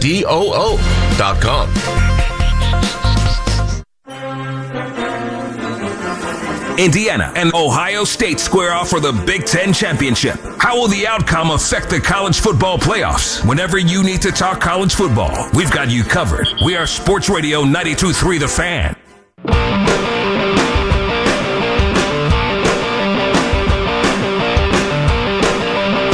Back on Afternoon Drive, Cash Lovett. Hate it. Coming up at 6:30 today, the QB Deadpool right before that. Still looking really good for Fernando Mendoza or Dante Moore there. But as we talk about Kevin Stefanski, the Jeremy Fowler blurb today that said if Kevin Stefanski's fired in Cleveland, he will be a prime candidate in this coaching cycle. We still have the task at hand of figuring out where the hell the quarterback room goes the rest of this year. And Emmanuel Acho. I really just want to kind of say how much I just don't really think much of him. Oh, yeah? I'm sure he's a nice guy, but I find... It doesn't help if I want to play a clip from him, though. Well, no. What's your problem with Emmanuel Acho? I think he's fake. Okay. I think he's trying to do like the sports Oprah thing. Listen, I'm not going to stick up for him. It's very close to RG3. It's like when you talk sports, I believe you. When you talk about... It's not sports adjacent, but when you talk about like how sports works or how any of these guys think, I can't believe you actually played in the NFL. Okay. I don't think much about Emmanuel Acho at all, though, to even have enough of opinion. Although he was an FS1 guy, and I do like FS1. That's true. You're the ESPN guy. I'm the FS1 guy. I don't think I'm either guy. I mean, yeah, I do watch a little bit. I watch a little bit of Get Up. I kind of hate watch it. I never understood the hate watch thing. I don't hate watch anything. Well, I don't. So it's a good show because it's really quick and it keeps up with my ADD early in the morning. Yeah. It's just Greenberg does bug me on some level. I don't understand it. He doesn't really do anything. It's definitely a thing. I know. For the longest time, he's wallpaper. That's my problem. That's the whole, the whole line with pig vomit in the Howard Stern movie, and not the, looks like a pig makes you want to vomit. Pig vomit. The whole part being like how Howard Stern's listeners are twice as long for people that hate him. I've never understood that. If I don't like you as a person, I just don't. I'm out. And yet you're here. Well, that's what I love. So much of my career is dedicated to the hate listen. Clearly, but I don't understand. I don't understand listen it. to one guy every day for 5 hours. I don't understand it. I don't have any more bandwidth for outside the show. Well, Emmanuel Ache, great. You earned that. I did. You earned every bit of that. Yeah. We call that karma, folks. Plus, when Jake was saying his name earlier this week in the meeting, he called him. Was it? It wasn't Acho. It was Acho. Ako. It was something that was way off. And his response to it was great, though. He's like, if I cared about getting his name right, I would. I don't care about it. And I'm like, all right, good for you, buddy. We both looked at each other the way that we do, which is anytime anybody gets any name wrong, we just give each other this look of, all right, we know they didn't do it right. Do they know they didn't do it right? And then we have to go from there. You and I basically become like a knitting circle. Like there's like a, you hear that? Like it's not good. A knitting circle? Yeah. We become 75-year-old sipping our tea being not here. Real problematic. But not at this lunch. Emmanuel Acho had something to say about Dylan Gabriel and Shedeur Sanders. Is Shedeur the future of the Browns? Not as long as Stefanski's there. Very true. The actions to me suggest that Andrew Berry's making this decision or Jimmy Haslam's making the decision. Stefanski, you've been seeing Shedeur. And if what you saw from Shedeur, if that wasn't good enough for you to put Shedeur over Gabriel, then you're telling me the 52-yard pass to Isaiah Bond did it? The 38-yard pass to Jerry Jeudy did it? Or what was it, T? Was it the 5-yard now screen that did it? Was that what he said? Man, Shedeur's way better than Gabriel. Hell no. We knew Shedeur was better than Gabriel in college. Stefanski, though, you didn't know that. So if you didn't know it then, why you know it now? Well, we don't know that Stefanski even knows that yet, by the way. Like the conclusion that Acho is getting to is that Stefanski has accepted that Shedeur is better than Dylan Gabriel, and I don't even know if that's 100% true from Stefanski's perspective. From my perspective, of course it is. I don't know that Kevin's come around to that yet. Yeah, I would agree. And it's funny because we keep having When people say someone's better, there's two ways of looking at this. There's more NFL ready, which I don't think has a whole hell of a lot to do with better. And then there is, we're talking about physical talent and mental talent. So when I hear like what Emmanuel Lacho is saying, what he's really saying is they put these two quarterbacks in a position that in the end, and we don't get stuck on this a lot, that in the end isn't entirely fair to either guy. And I think presents a very odd dynamic that I think we've already seen play out, where you wonder, well, does Dillon Gabriel and did him and Shedeur actually like each other? Well, and we've seen a couple jabs that Dillon has taken. Remember earlier on in the year when he talked about like, well, you can't be waiting for the perfect timing in order to get out there, and it's like, okay, clearly a shot at Shedeur. Meanwhile, Shedeur's had his opportunities and moments where it seems like maybe it wasn't the most kind to Dillon. That's all the rookies holding up the, this in the center. So like was he supposed to say, guys, wrist down? Well, I don't know what he's supposed to do in that moment, but it made it for a real awkward moment for Dillon Gabriel. I never expected the two of them to want to coexist with each other either. Like if I was in a fierce competition with another person, I don't have to be best buddies with that person. That's not how that works. Why do we expect them to be on the greatest of terms with each other? Well, because they don't also have to have a bad situation with each other. Well, think about it. On the sidelines in Las Vegas, who was there helping him out? It was Deshaun Watson. It wasn't as if he's relying on Dillon Gabriel to be there, another set of eyes for him. Yeah, I mean, it'd be weird if Dillon Gabriel and Shedeur were coaching each other up. Yeah, they're not. But I think it's more like if there is tension between the two of them. I understand there's a school of thought that says, well, that tension might drive each guy to be better. I would just say, like, that's not what I want in either rookie quarterback's minds. And I would, again, kind of throw this back to Kevin of, like, if part of the... I don't know why he created this uneven dynamic. Even if it was just as simple as it wasn't intentional, it's just he really believes in Dillon, and he would have rather not drafted Shedeur. I don't know. But when you create that situation, I think you've set up a situation that can lead to more failure than it can success. No doubt about it. But this is their doing, and it's fine. I can accept that. But I think it's one of the unforeseen circumstances of when you take two rookie quarterbacks and what can ultimately happen. It can, but I think what would upset me about it is it doesn't have to happen. It's like, listen, Brian Hoyer and Johnny Manziel, that was bound to happen. One guy was a serious NFL player, the other was a toddler. Right? Mm-hmm, yeah. That's not this scenario. These are two guys who work really hard, who seem to be good teammates. Like, there's nothing other than the fact that they're both playing for the same position. There's really nothing, like, if both guys felt this situation was on the level, I don't think you'd have whatever Emmanuel Acho's talking about or what we've talked about with potential tension. But you still would have had one of them win the job first. And I think that's where the problem was always going to arise. Because whichever quarterback won, the other one was always going to look at it and say, this shouldn't have gone down that way. If Dillon wins the battle, Shedeur's like, I'm better than him. What's going on? Meanwhile, if Shedeur would have won the battle, Dillon would have been like, wait, I was taking two rounds ahead of you. What happened here? How did this go down? And so that's where I think it was always set up for animosity between the two. Yeah, but that happens all the time in the NFL. And it sets up for animosity. Well, no. But when it happens with two defensive tackles, it doesn't turn. Quarterbacks are a very different conversation too, though. No, I think it only becomes a different one if the head coach allows it to, or if the leadership allows it to. Well, by drafting them, you set them up in this spot to do just that.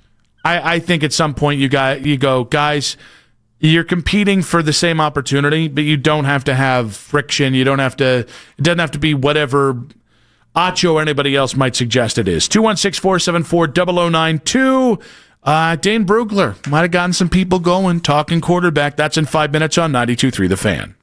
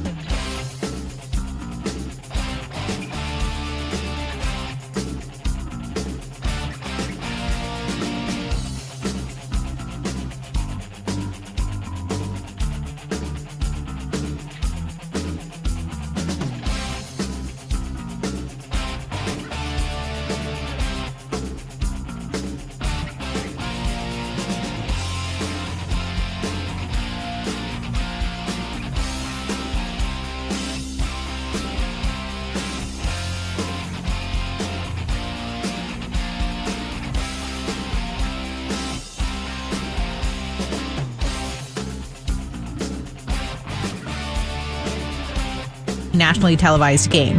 You can now find 92.3 The Fan on YouTube, subscribe to our YouTube channel, and get the best content from our shows each and every weekday. That's 92.3 The Fan on YouTube. Headline sports news every 20 minutes on 92.3 The Fan. From the University Hospital Sports Desk, I'm Meredith Kane. Want to talk Browns while you're at work? Baskin and Phelps, weekdays starting at 10 on 92.3 The Fan. It's the 6 o'clock hour on Afternoon Drive. I hope somebody brings a succulent. 1 hour to go. The quarterback Deadpool coming up in 20 minutes. Cash Lovett. Cash Lovett. Love it! And you're never going to let me forget the Budweiser thing. That was for Budweiser. Just need to acknowledge it. That was for Budweiser. One time, that's it. At 6:30, in case you missed it, coming up at 6:40. We do have the Kevin Stefanski show coming up. Just a little spoiler. They have to coach better. They have to play better. We own that. But they do have Harold Fannin Jr. That's going to be a good interview. I like Harold. That'd be like, so what happened on the direct snap to Harold Fannin there on the 4th and 1 on the 30-yard line? Well, in Andrew Berry's eyes, we executed. Yeah, we executed. Listen, we got that done. I got a big high five from Andrew Berry after the game. Too close of a game. We pulled that one off. I got a $10,000 bonus for making we sure. call that the Hugh Jackson. The Hugh Jackson? Yeah, that's the Hugh Jackson. Legitimately got bonuses for losing games over those 2 seasons. Well, then telling everyone he didn't. Yeah. If we find out after the fact Stefanski is getting a kickback and all this for losses, it's going to make your Wyatt Teller take look like child's play, okay? Now, this being said, we've obviously had some conversations about Dane Brugler's mock draft. He had the Browns trading up to take Fernando Mendoza at 1. Well, Dane joined Anthony Whitlock and Ken Carman today and broke down Fernando Mendoza and Dante Moore. No question about that. I mean, and then nothing against those players. Those players have ceilings with what they are going to be at the NFL level. When we're seeing that play out on Sundays, they're good quarterbacks in terms of being able to operate an offense and go out there and at least try to put the team in position to compete. But they have ceilings of what they're going to be at the NFL level, and so then the Browns. Nobody knows that more than the Browns, and that's why in this scenario, in this mock, I had them trading up to get a quarterback with a higher ceiling, and it's going to help them compete. All right. 2 things.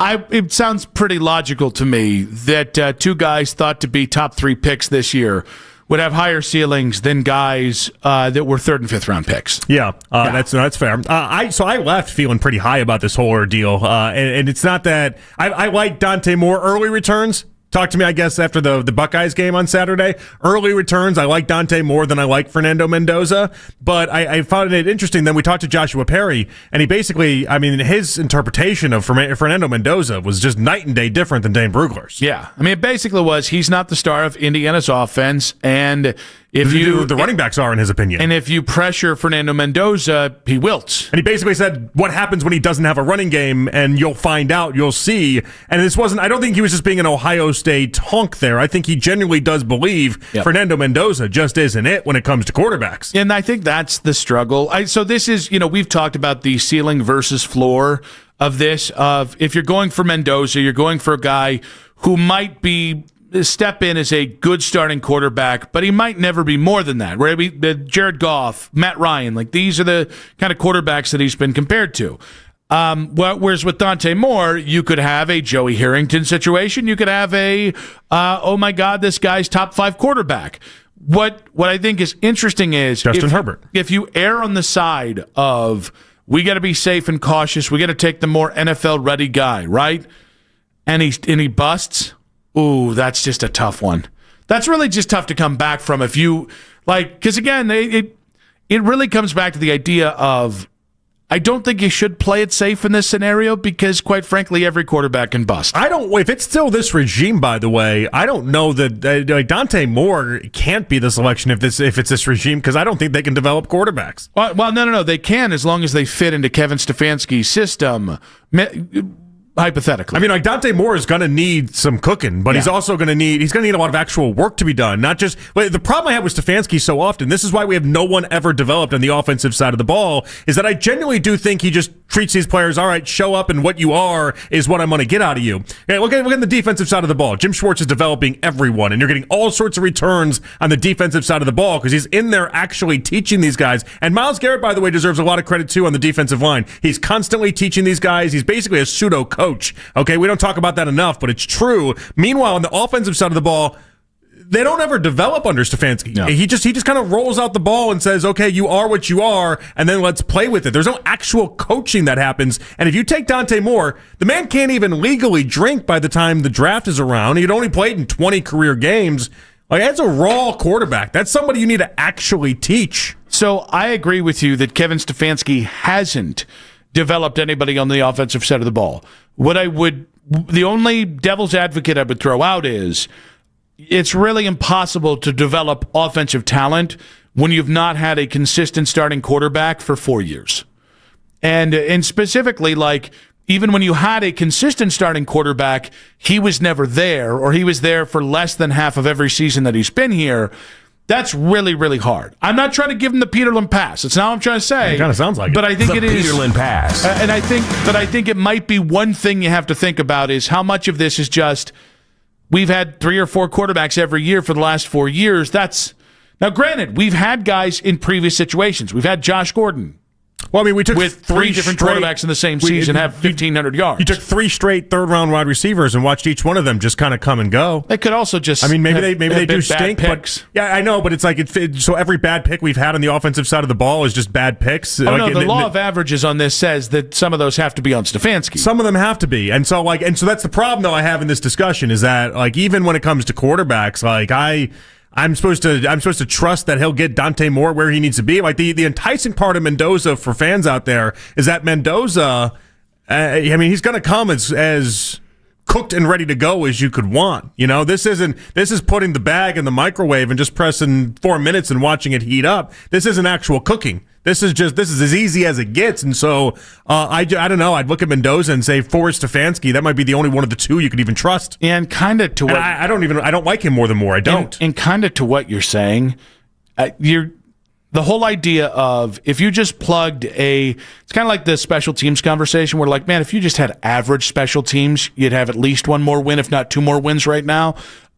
If they had at least average quarterback play, they'd be a top 4 seed in the NFL right now. And that not just because you'd be in the AFC North and that's a very easy division right now. But a like the 12th best quarterback in the NFL right now with this defense, you're a legit Super Bowl contender. So you plug Fernando Mendoza in day one, he goes in and he's just that guy. As soon as next year, right. And that's a great point by you. But the problem is, if you take Dante Moore, it might take 3 years to get where you need him to go. By that point, is this defense still going to be that defense? Right, it's a great point. Like you have to take advantage of what this Super Bowl caliber defense currently offers up, and so yeah, to me it seems pretty clear. Even though I really think Dante Moore has got such a high ceiling, and I think he's going to be the better quarterback. But the position they're in right now, and everything that Mendoza offers up, would signal Mendoza. 216-474-0092. Did Dane Brugler fire you up? But do you even trust them to go ahead and make a trade up to do this? Like, and not even trust them. That's the wrong way to put this. Do you believe that they'll have the stones to actually make the trade up to select the quarterback? Yeah, I don't ever doubt the stones of this organization. I doubt the smarts. I doubt, like, and by the way, that maybe didn't come out right because they're Ivy Leaguers. But there's worldly knowledge. There's book knowledge. And then there's knowing how to build a winning team and picking the right guy. Right, 2 different things. And by the way, if we said you needed a elite edge rusher or an elite cornerback, and there were 3 guys to choose from, you got Jim Schwartz there. You just go over and say, Jim, who do you want to take? That's different. But because it's on the offensive side of the ball, and it's either Kevin Stefanski or some dude I don't know yet, man, it's hard. And yet at the same point, I have had a few people just be like, I just wait for 2027. It's like, I don't know you can. You know what I mean? No, this regime can't wait that long. Well, consistently waiting. Jeez. Even the next one. Like, if you don't draft a quarterback in the first round this next April, you damn sure better at this point today, you damn sure better have a good veteran in that room. They played fast and loose with their picks. They were basically F those picks, Les Snead style, when it came to Deshaun Watson. But the past couple years beyond that, it's not like we've seen them make massive trades up. And last year they were very gun shy when it came to trying to pull the trigger to get that quarterback. Because you can tell me they didn't like him. Okay, fine. I wonder how much of a slam dunk it would have to be. We talked about them course correcting often. I wonder if the damages of the Deshaun Watson trade and the fallout and what happened when they didn't land the quarterback, if that would almost limit them from making the move again. I don't think it will. And again, it depends on, is Andrew Berry here? Is Kevin Stefanski here? But I think this organization, and listen, if there's one spot that you should be aggressive on, it should be the quarterback spot. It should be. That should be the thing you're willing to risk. It's just, how can anyone have any confidence like that? And this is where Andrew Berry keeping his job is such a kick in the pants for Browns fans, because effectively, if you go into this and you're the 6th pick and you got to move up to 1, you're trusting the guy that moved on from Baker Mayfield to take Deshaun Watson. You're trusting that guy to make the pick. Right. And that's a hard ask for a lot of fans, and I get that. I mean, it's a hard ask. So it's even tough to be excited about the thing that we should be excited. Usually you trade up to 1 to get the quarterback. Fan bases, you're dancing in the street, and you're buying season tickets. You're loving finally, it. right? Yeah, but the reaction wouldn't be that here. Yeah, and it shouldn't be. And by the way, you can be excited about whoever they draft, but there's always going to be, until they get it right, or until they get a different regime, there's just always going to be a pit there's always going to be a feeling in the pit of your stomach of, I like that quarterback. Man, are they going to screw it up though? Yeah, that's how I feel about every quarterback that ever comes in at this point with them. It's part of the reason why I understand Shedeur fans' frustration at many point about him landing here, because it's not a great setup in a lot of ways. So with all that, we had Dane Brugler on the station earlier today with Lima and Carmen, and he had said Mendoza and Moore grade out higher than Sanders and Gabriel. The only thing he said that I don't like is he talked about, Sanders and Gabriel have ceilings, Mendoza and Moore. I know what he was really trying to say is they have different ceilings. When we start getting to the ceiling talk, ceiling and floor matter. They really do. I'm not here to tell you they don't. But man, we act as if there's some mythical quarterback that has no ceiling. Pat Mahomes is supposed to have a ceiling. Joe Burrow was thought to have a ceiling. We didn't know he was going to be one of the 3 best quarterbacks in the NFL, even if we thought he was going to be a good quarterback. Mm-hmm. The ceiling thing it's a little overstated in some of these conversations. Well, yeah, I guess you just never know, right? And that's that. But that's part of the fun of it. That's part of the fun of projecting too, is trying to figure out which quarterback will, when they get to the NFL, continue to work the way they did in college and be able to get better and better. The projecting side of the draft is always intriguing to me. So, the quarterback Deadpool in 5 minutes on 92.3 The Fan. The Fan Bud Light Tailgate is back.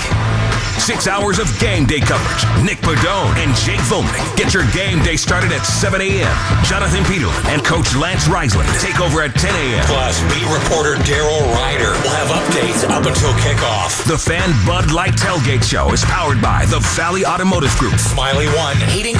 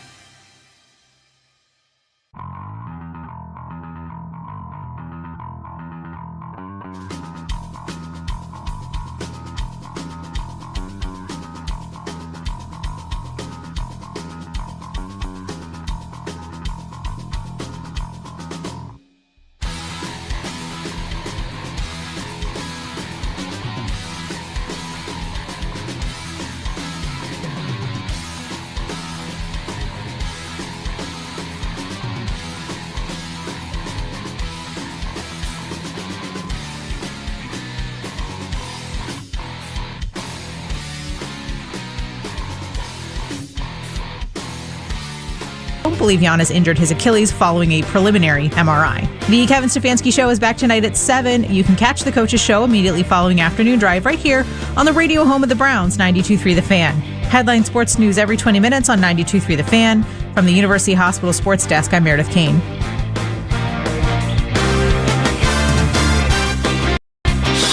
Your weeknight with the best segments of the day. The Fan Rewind. Weeknights at 11.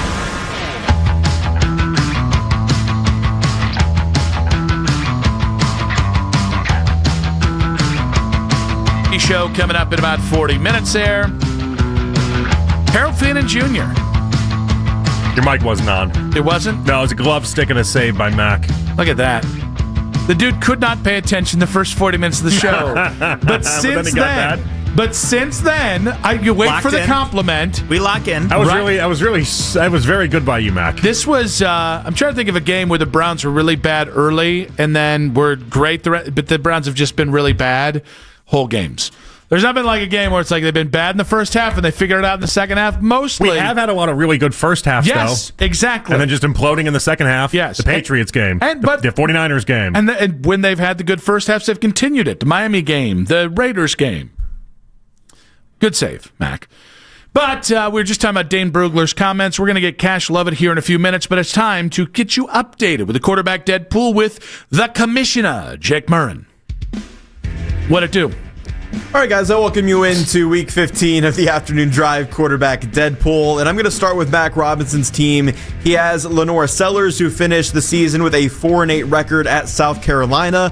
We'll also see top prospects Fernando Mendoza and Ty Simpson on his team in the Big Ten and SEC championship games this week, along with Darian Mensah on his team, who will lead Duke into the ACC title game against Virginia on Saturday night. It's a showcase weekend for you guys.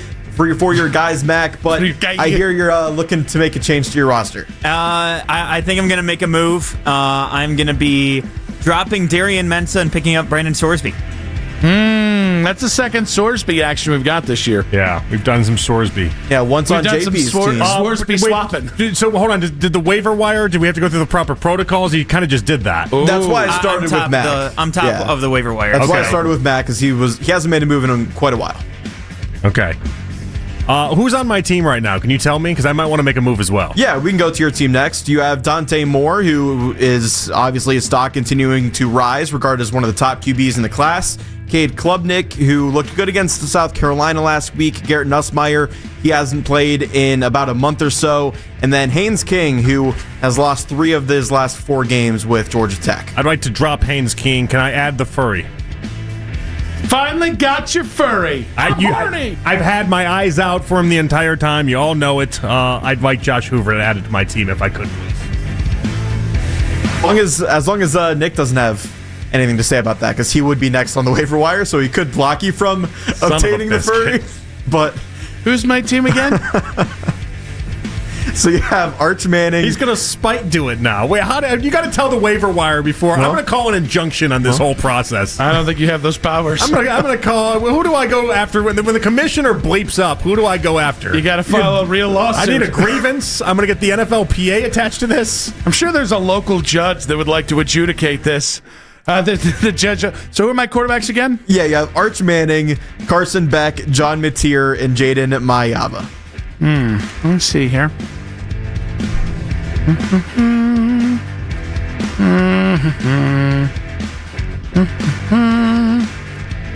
Talk amongst yourselves. Oh no, I was letting you go. I don't want to influence you in any sort of way. It's fine. He doesn't want a furry on his team anyway. No. Don't make that decision for me. Let's be honest about it. Don't make that decision for me. I win either way. He's really, I win either way. Jumping at the opportunity right now. I get the quarterback I want, or Nick's got a furry on his team. It's fine if I have one on my team. I think that's okay. People expect it out of you. It almost is the expectation. I don't know. I would about like you, to though. cut John Mateer. And I would like to pick up the furry. It's just a spite move is all this. The Larry David spite store is all you're doing right now. Not at all. No, I don't appreciate Guys, this. I'm going to remember this. John Mateer has... I'm going to remember this for the long time. John Mateer has an 83 passer rating this year. And the furry's passer numbers are better. I've been eyeballing Josh Hoover for a long time now. I've been really thinking about it. Since I said it 5 seconds ago. 3 minutes ago. Yeah. At least 3 minutes. Free But or I post mean, furry? listen, I think Josh Hoover is that's the guy. That's what my team's been missing. The Hooverator. But why drop? Hold on. John Mateer. Let him make the decision that he wants to make. Because John Mateer the decision is made. He can't go back John on Mateer it. blows. But of all 4 quarterbacks, Mateer's the one that goes. Here's the thing. Here's what I'll say. I think this might be a steal for you, JP. Oh, I'm going to take John Mateer, obviously. Yeah, and drop Haynes King. But the problem is that I wanted the Hoover Dam. Yeah, I think John Mateer might I wanted the vacuum cleaner. I think John Mateer might be getting to not Case Keenum. Who's the schlub here? Who's Dylan Gabriel territory. He should be a 6th or 7th rounder. He's a tiny little guy. And I don't think the draft community's caught up to it. John Mateer really does suck.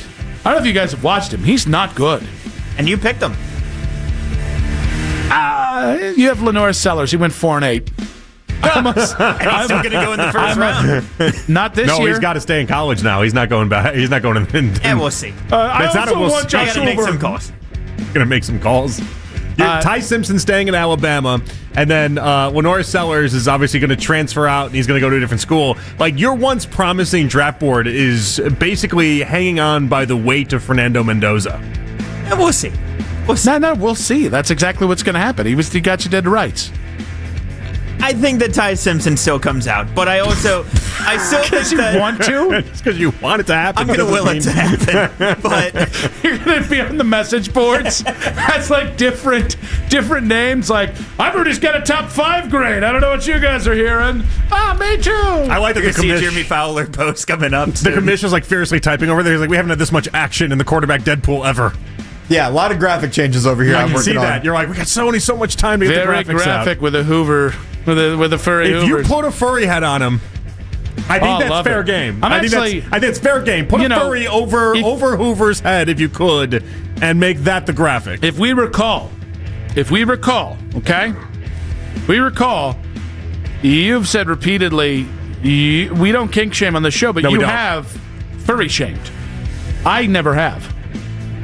I want you. You want to dress up like a bear and go. I said I didn't want my quarterback to be a furry. With a skunk or something. You go do it. I didn't think it was a hot take. I didn't want my quarterback to be a furry. In fact, I brought up how Pittsburgh has become like the hot spot for the furry convention. Yeah.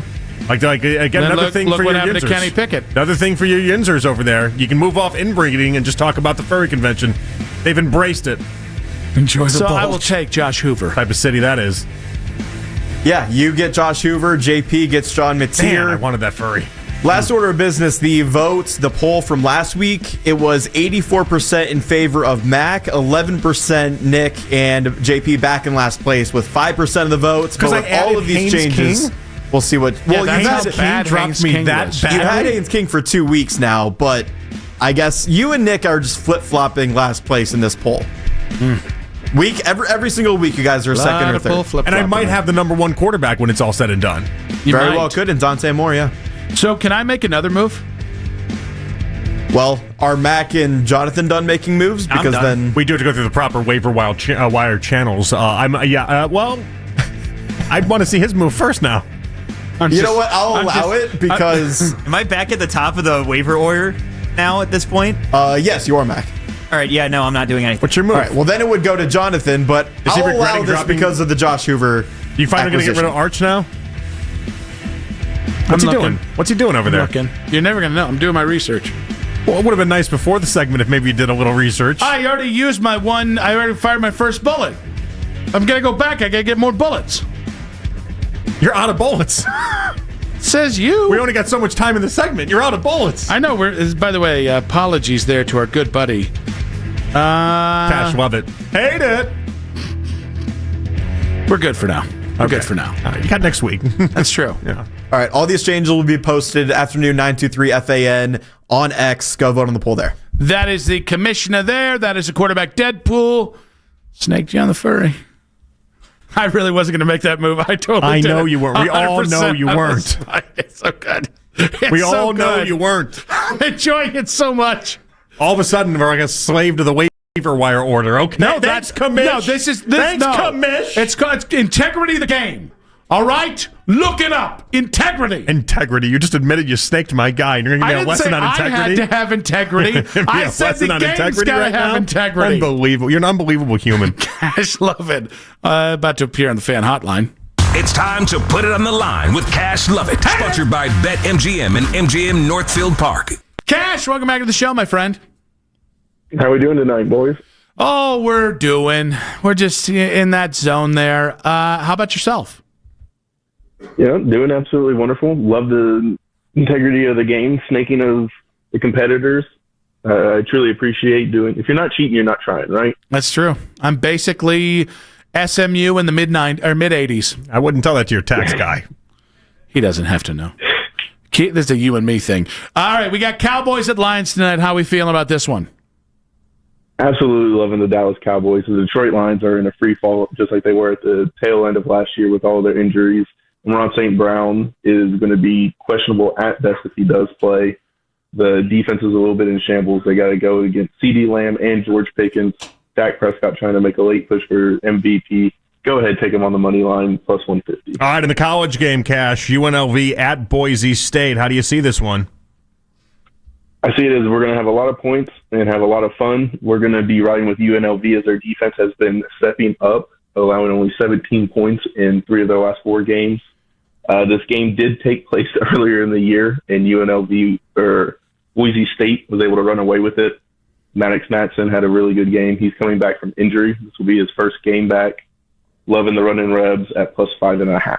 How do you feel about blue fields there, Cash? I don't like it. I don't like any of the different colors. Who is it? Like one of the Michigan teams has that gray field. I don't know if y'all have ever seen it. Maybe I don't acknowledge anything above Indiana, so I wouldn't know Eastern about that. Michigan that has that. The blue fields. It's interesting is that a lot of birds every year die, Cash, because they think they're going into water, and it's just not. It's not water. They have to tarp it, and so who wants to root for bird killers? Like nobody. That's no fun. Good spin by you. Been saying that for a while. We are anti-bird killing, and it's good to hear you are as well.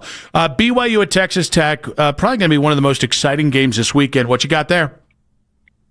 Look, we handicapped this correctly. I believe 2 or 3 weeks ago. BYU, they need to stay ahead of the chains, and they're just not able to do it against this Texas Tech front. That defensive line absolutely stonewalled them back then. They're going to do it exactly again, try to fight for the number 2 or 3 seed. Texas Tech minus 12.5, easy peasy. All right, is it easy peasy for Ohio State as they take on Indiana in the Big Ten title game? This one was interesting. It opened up at minus 6. It keeps going down. It's currently minus 4 at BetMGM. I think it's going to keep going down, I think only because it's in Indianapolis. The beautiful thing about that is it's going to be a dome. Ohio State's going to be able to throw all over them. Indiana's defensive backs are 5'9", 5'9", 5'10", and 5'11". No one's going to be able to match up with Jeremiah Smith. We saw Indiana struggle against Iowa and Penn State. Ohio State's defense is significantly better. You're going to be able to push them around, set the edge. Indiana becomes one-dimensional. Ohio State, not only minus 4, they win by 2 scores. All right, before we get to the game of consequence, you mentioned about a lot of guys that would be considered short kings in football, not in real life. Have you heard my all short king quarterback room idea? I have not. All right, Kyler Murray, Dylan Gabriel, and then you just draft the shortest guy that's draftable in this year's draft, and it's just nobody over 6 feet tall. So it's just like the Oklahoma run out, just any Oklahoma quarterback who doesn't reach the 6 foot marker over here, boys. Yep. Well, I think the idea is if you have Dylan Gabriel, he's so little, and then Joe Flacco, he's so tall, they're not playing the same game. All right. They have completely different deficiencies. So if you get all short kings, you can build an offense for short kings. Did we get short linemen as well? I think that Willie Lampkin, I believe, is only on practice squads right now. I think we can get Willie Lampkin, 5'9", as a starting center. Maybe we can go ahead and the fat kid from the Costco thing is a fat one. Yeah, the Rizzler. I think he's got some eligibility coming. Yeah, he does. So it's got some. His dad's, or there's not dad, his uncle or whoever the hell that weirdo is. He's a weirdo. He looks tall, but he's not. So far off, Cash. I can't believe it. The Costco guys. Yeah, there's the old chicken bake, one too many. You hate it. All right, final one. Titans at Browns. What do we think about this game? Well, as we all know, everyone is absolutely terrified of my Tennessee Titans. We have about 3 players that deserve to be in the NFL. We are 4-point underdogs. I don't think it's nearly enough. Cam Ward, I think, is going to get sacked at least 4 times, give up 2 touchdowns to the Browns defense. We don't have to worry about the Browns offense or special teams even touching the field to throw this game away, which I know it's been talked about, but the Browns special teams are special. Is one of the worst units I've seen all year. They are special. That is going to be the correct way to put it. Wow. But I believe the Browns win this running away, -4. It feels gross. I've picked wrong on the Browns, I think, the last 4 weeks. So what about... Might as well do it while they're winning. Get Pesos. He's on the loose. All right. Well, loser gets Kevin Stefanski. How about that? No, you can keep him. No, you'd love him. He's got a strong jawline. He's a guy. He coaches. He went to Ivy Leagues. Come on. No, we'll go ahead and we can both have our picture of Mike Vrabel as like the things we used to have hanging up in the locker room. I didn't know what we were going to do with that picture. Cash, we appreciate you, buddy. Thank y'all so much. Speaking of strong jawlines, that's a good-looking man. Mike Vrabel, not Cash Levy. I don't know what Cash looks like. Oh, he's on Cash. We were on a video conference with Cash. I don't remember. That was 3 months ago. Put it on the line with Cash Lovett, sponsored by BetMGM and MGM Northfield Park. That's the right call, Mac. In case you missed it in 5 minutes on 92.3 The Fan.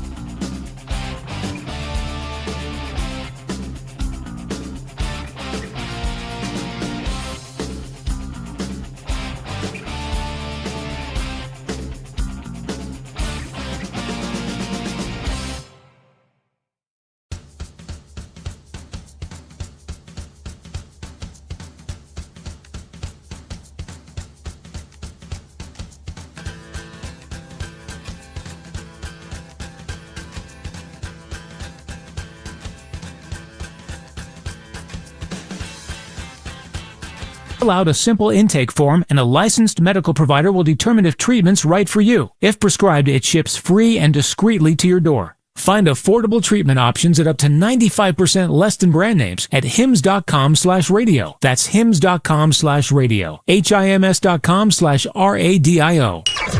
Listen to 92.3 The Fan on the Odyssey, iHeartRadio, and TuneIn app.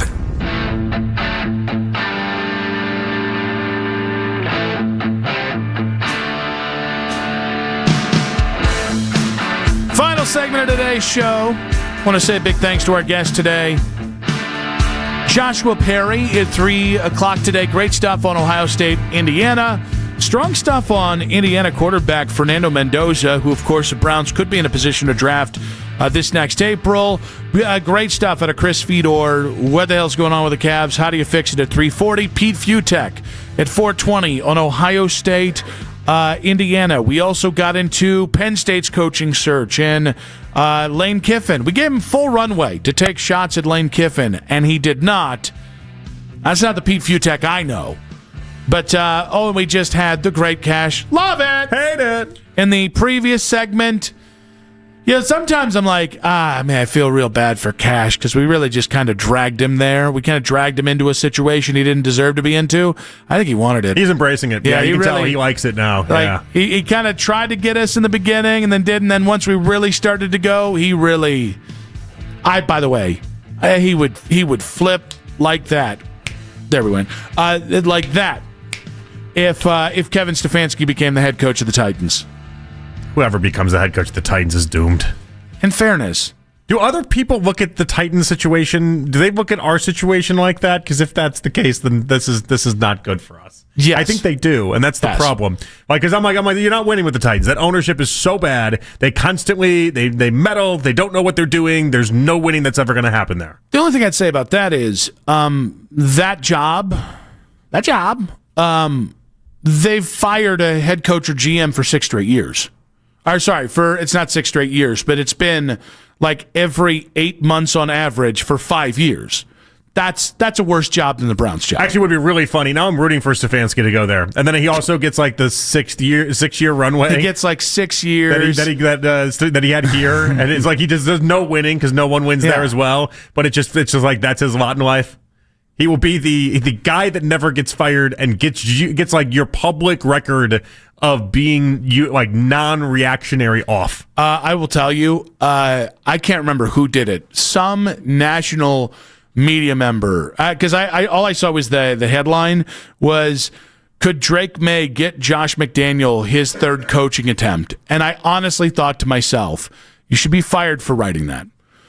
And that sounds strong. But if some agent talked you into, hey, if you speculate that Josh McDaniel could get another job, because he's got what he's got going with Drake May here, and the guy goes, yes, I will do that. You're a moron. Yeah. And by the way, any team that does that and looking at you, Browns, you deserve to fail. It's kind of sitting in the same class as the, hey, Cliff Kingsbury, you're doing well with Jaden Daniels. Been a rough year this year, obviously, but last year, we don't forget. Let's give you a job. I know I'm out. I'll hire him as no C. If Cliff Kingsbury looked like John Lovitz, he never would have been a head coach. It's a good take. You know it is. It's not a bad take. Never gets the big boy job. You had Patrick Mahomes in college, and I don't think you finished over 500 once. Yep. Had kind of a nondescript you had Baker Mayfield offense. and Patrick Mahomes in the same quarterback room, and you still didn't really do anything spectacular. Yep. That's tough, man. That's tough. Yep. And not good tough, like the kids say. And then, people said the same thing about Sean McVay when he got hired, and then clearly, you can be a good-looking head coach and still have it going on. I think Sean McVay might be the one. It's the one exception to the rule. Vrabel's good looking. That's rugged good looking. Those are two different good lookings. Yeah, Vrabel's like mountain man good looking now. Vrabel's like if I wanted someone to fight a bear, I call up Mike Vrabel. Like Vrabel, if you walked Sean into McVay's a room, going to be on the cover of GQ. If you everybody that walks into a room with Mike Vrabel, instantly your testosterone jumps by like 100 points. Cliff Kingsbury uses like 12 different lotions on his face. He does, yeah. By the way, he doesn't use them. He has somebody apply them for him in correct order. Yeah, he does. That's tough. Now, Sarah, that's the 8th lotion, not the 9th. What are we doing? Come on now. You know the routine. We got the skin routine down for years. All right. We kind of have blown past the point to do, in case you missed it. I did want to do two things real quick because we've been, congratulations to Grant Delpit for getting the nominee for the Browns Walter Payton Man of the Year award. Every team has one nominee each year. From watching Grant those first couple years where you just didn't know, is this kid going to be able to stay healthy enough to have a long NFL career? To watch him turn it on under Jim Schwartz and then turn into what seems to be just a really great young man, can we just say that's awesome? It is. It's spectacular. We'll see. If he wins the big award, like the actual among the all 32 nominees, you get the cool Darth Vader sticker on your jersey, and that's pretty cool. And then the other one I wanted to do, because I was going to do this in both Quick Hits or in case you missed it, our guy Hayden Grove singing the national anthem this Sunday. Nice. That's going to be awesome. So Hayden is not just one of the nicest guys. He's doing a great job sharing his story, his journey with mental health and everything else. If it were me, the Browns win on Sunday, maybe you let Hayden sing the rest of the home games this year. The good luck national anthem singer. Other cities do have before, and I'm sure the Cleveland's had one of these at some point, but I know growing up in Chicago, Wayne Messmer was always the guy before Cubs games, and he was the guy that would sing 90% of the national anthems before Cubs games. Maybe Hayden could just be that for the Browns. I do like that. Although my favorite thing is when New York teams are like, all right, this is very important. We just had a national tragedy. Let's get one of the opera singers. And then that dude just comes out and is just, and you're like, holy crap. Yeah, it's always a fun time. Big thanks to Mac Robinson on the board. Yes. Big thanks to Jake Murren. Big thanks to Meredith Kane and Matt Corelli. Oh, I've got a vicious biscuit right over here. Turn into Santa at the end? JP, good stuff, buddy. Had fun. Enjoy your weekend, and then I'll talk to you tomorrow with Nick Padone. Yes. Yes, great. We're off to Friendsgiving, guys. We'll see you. Friendsgiving. We'll see you guys on Monday.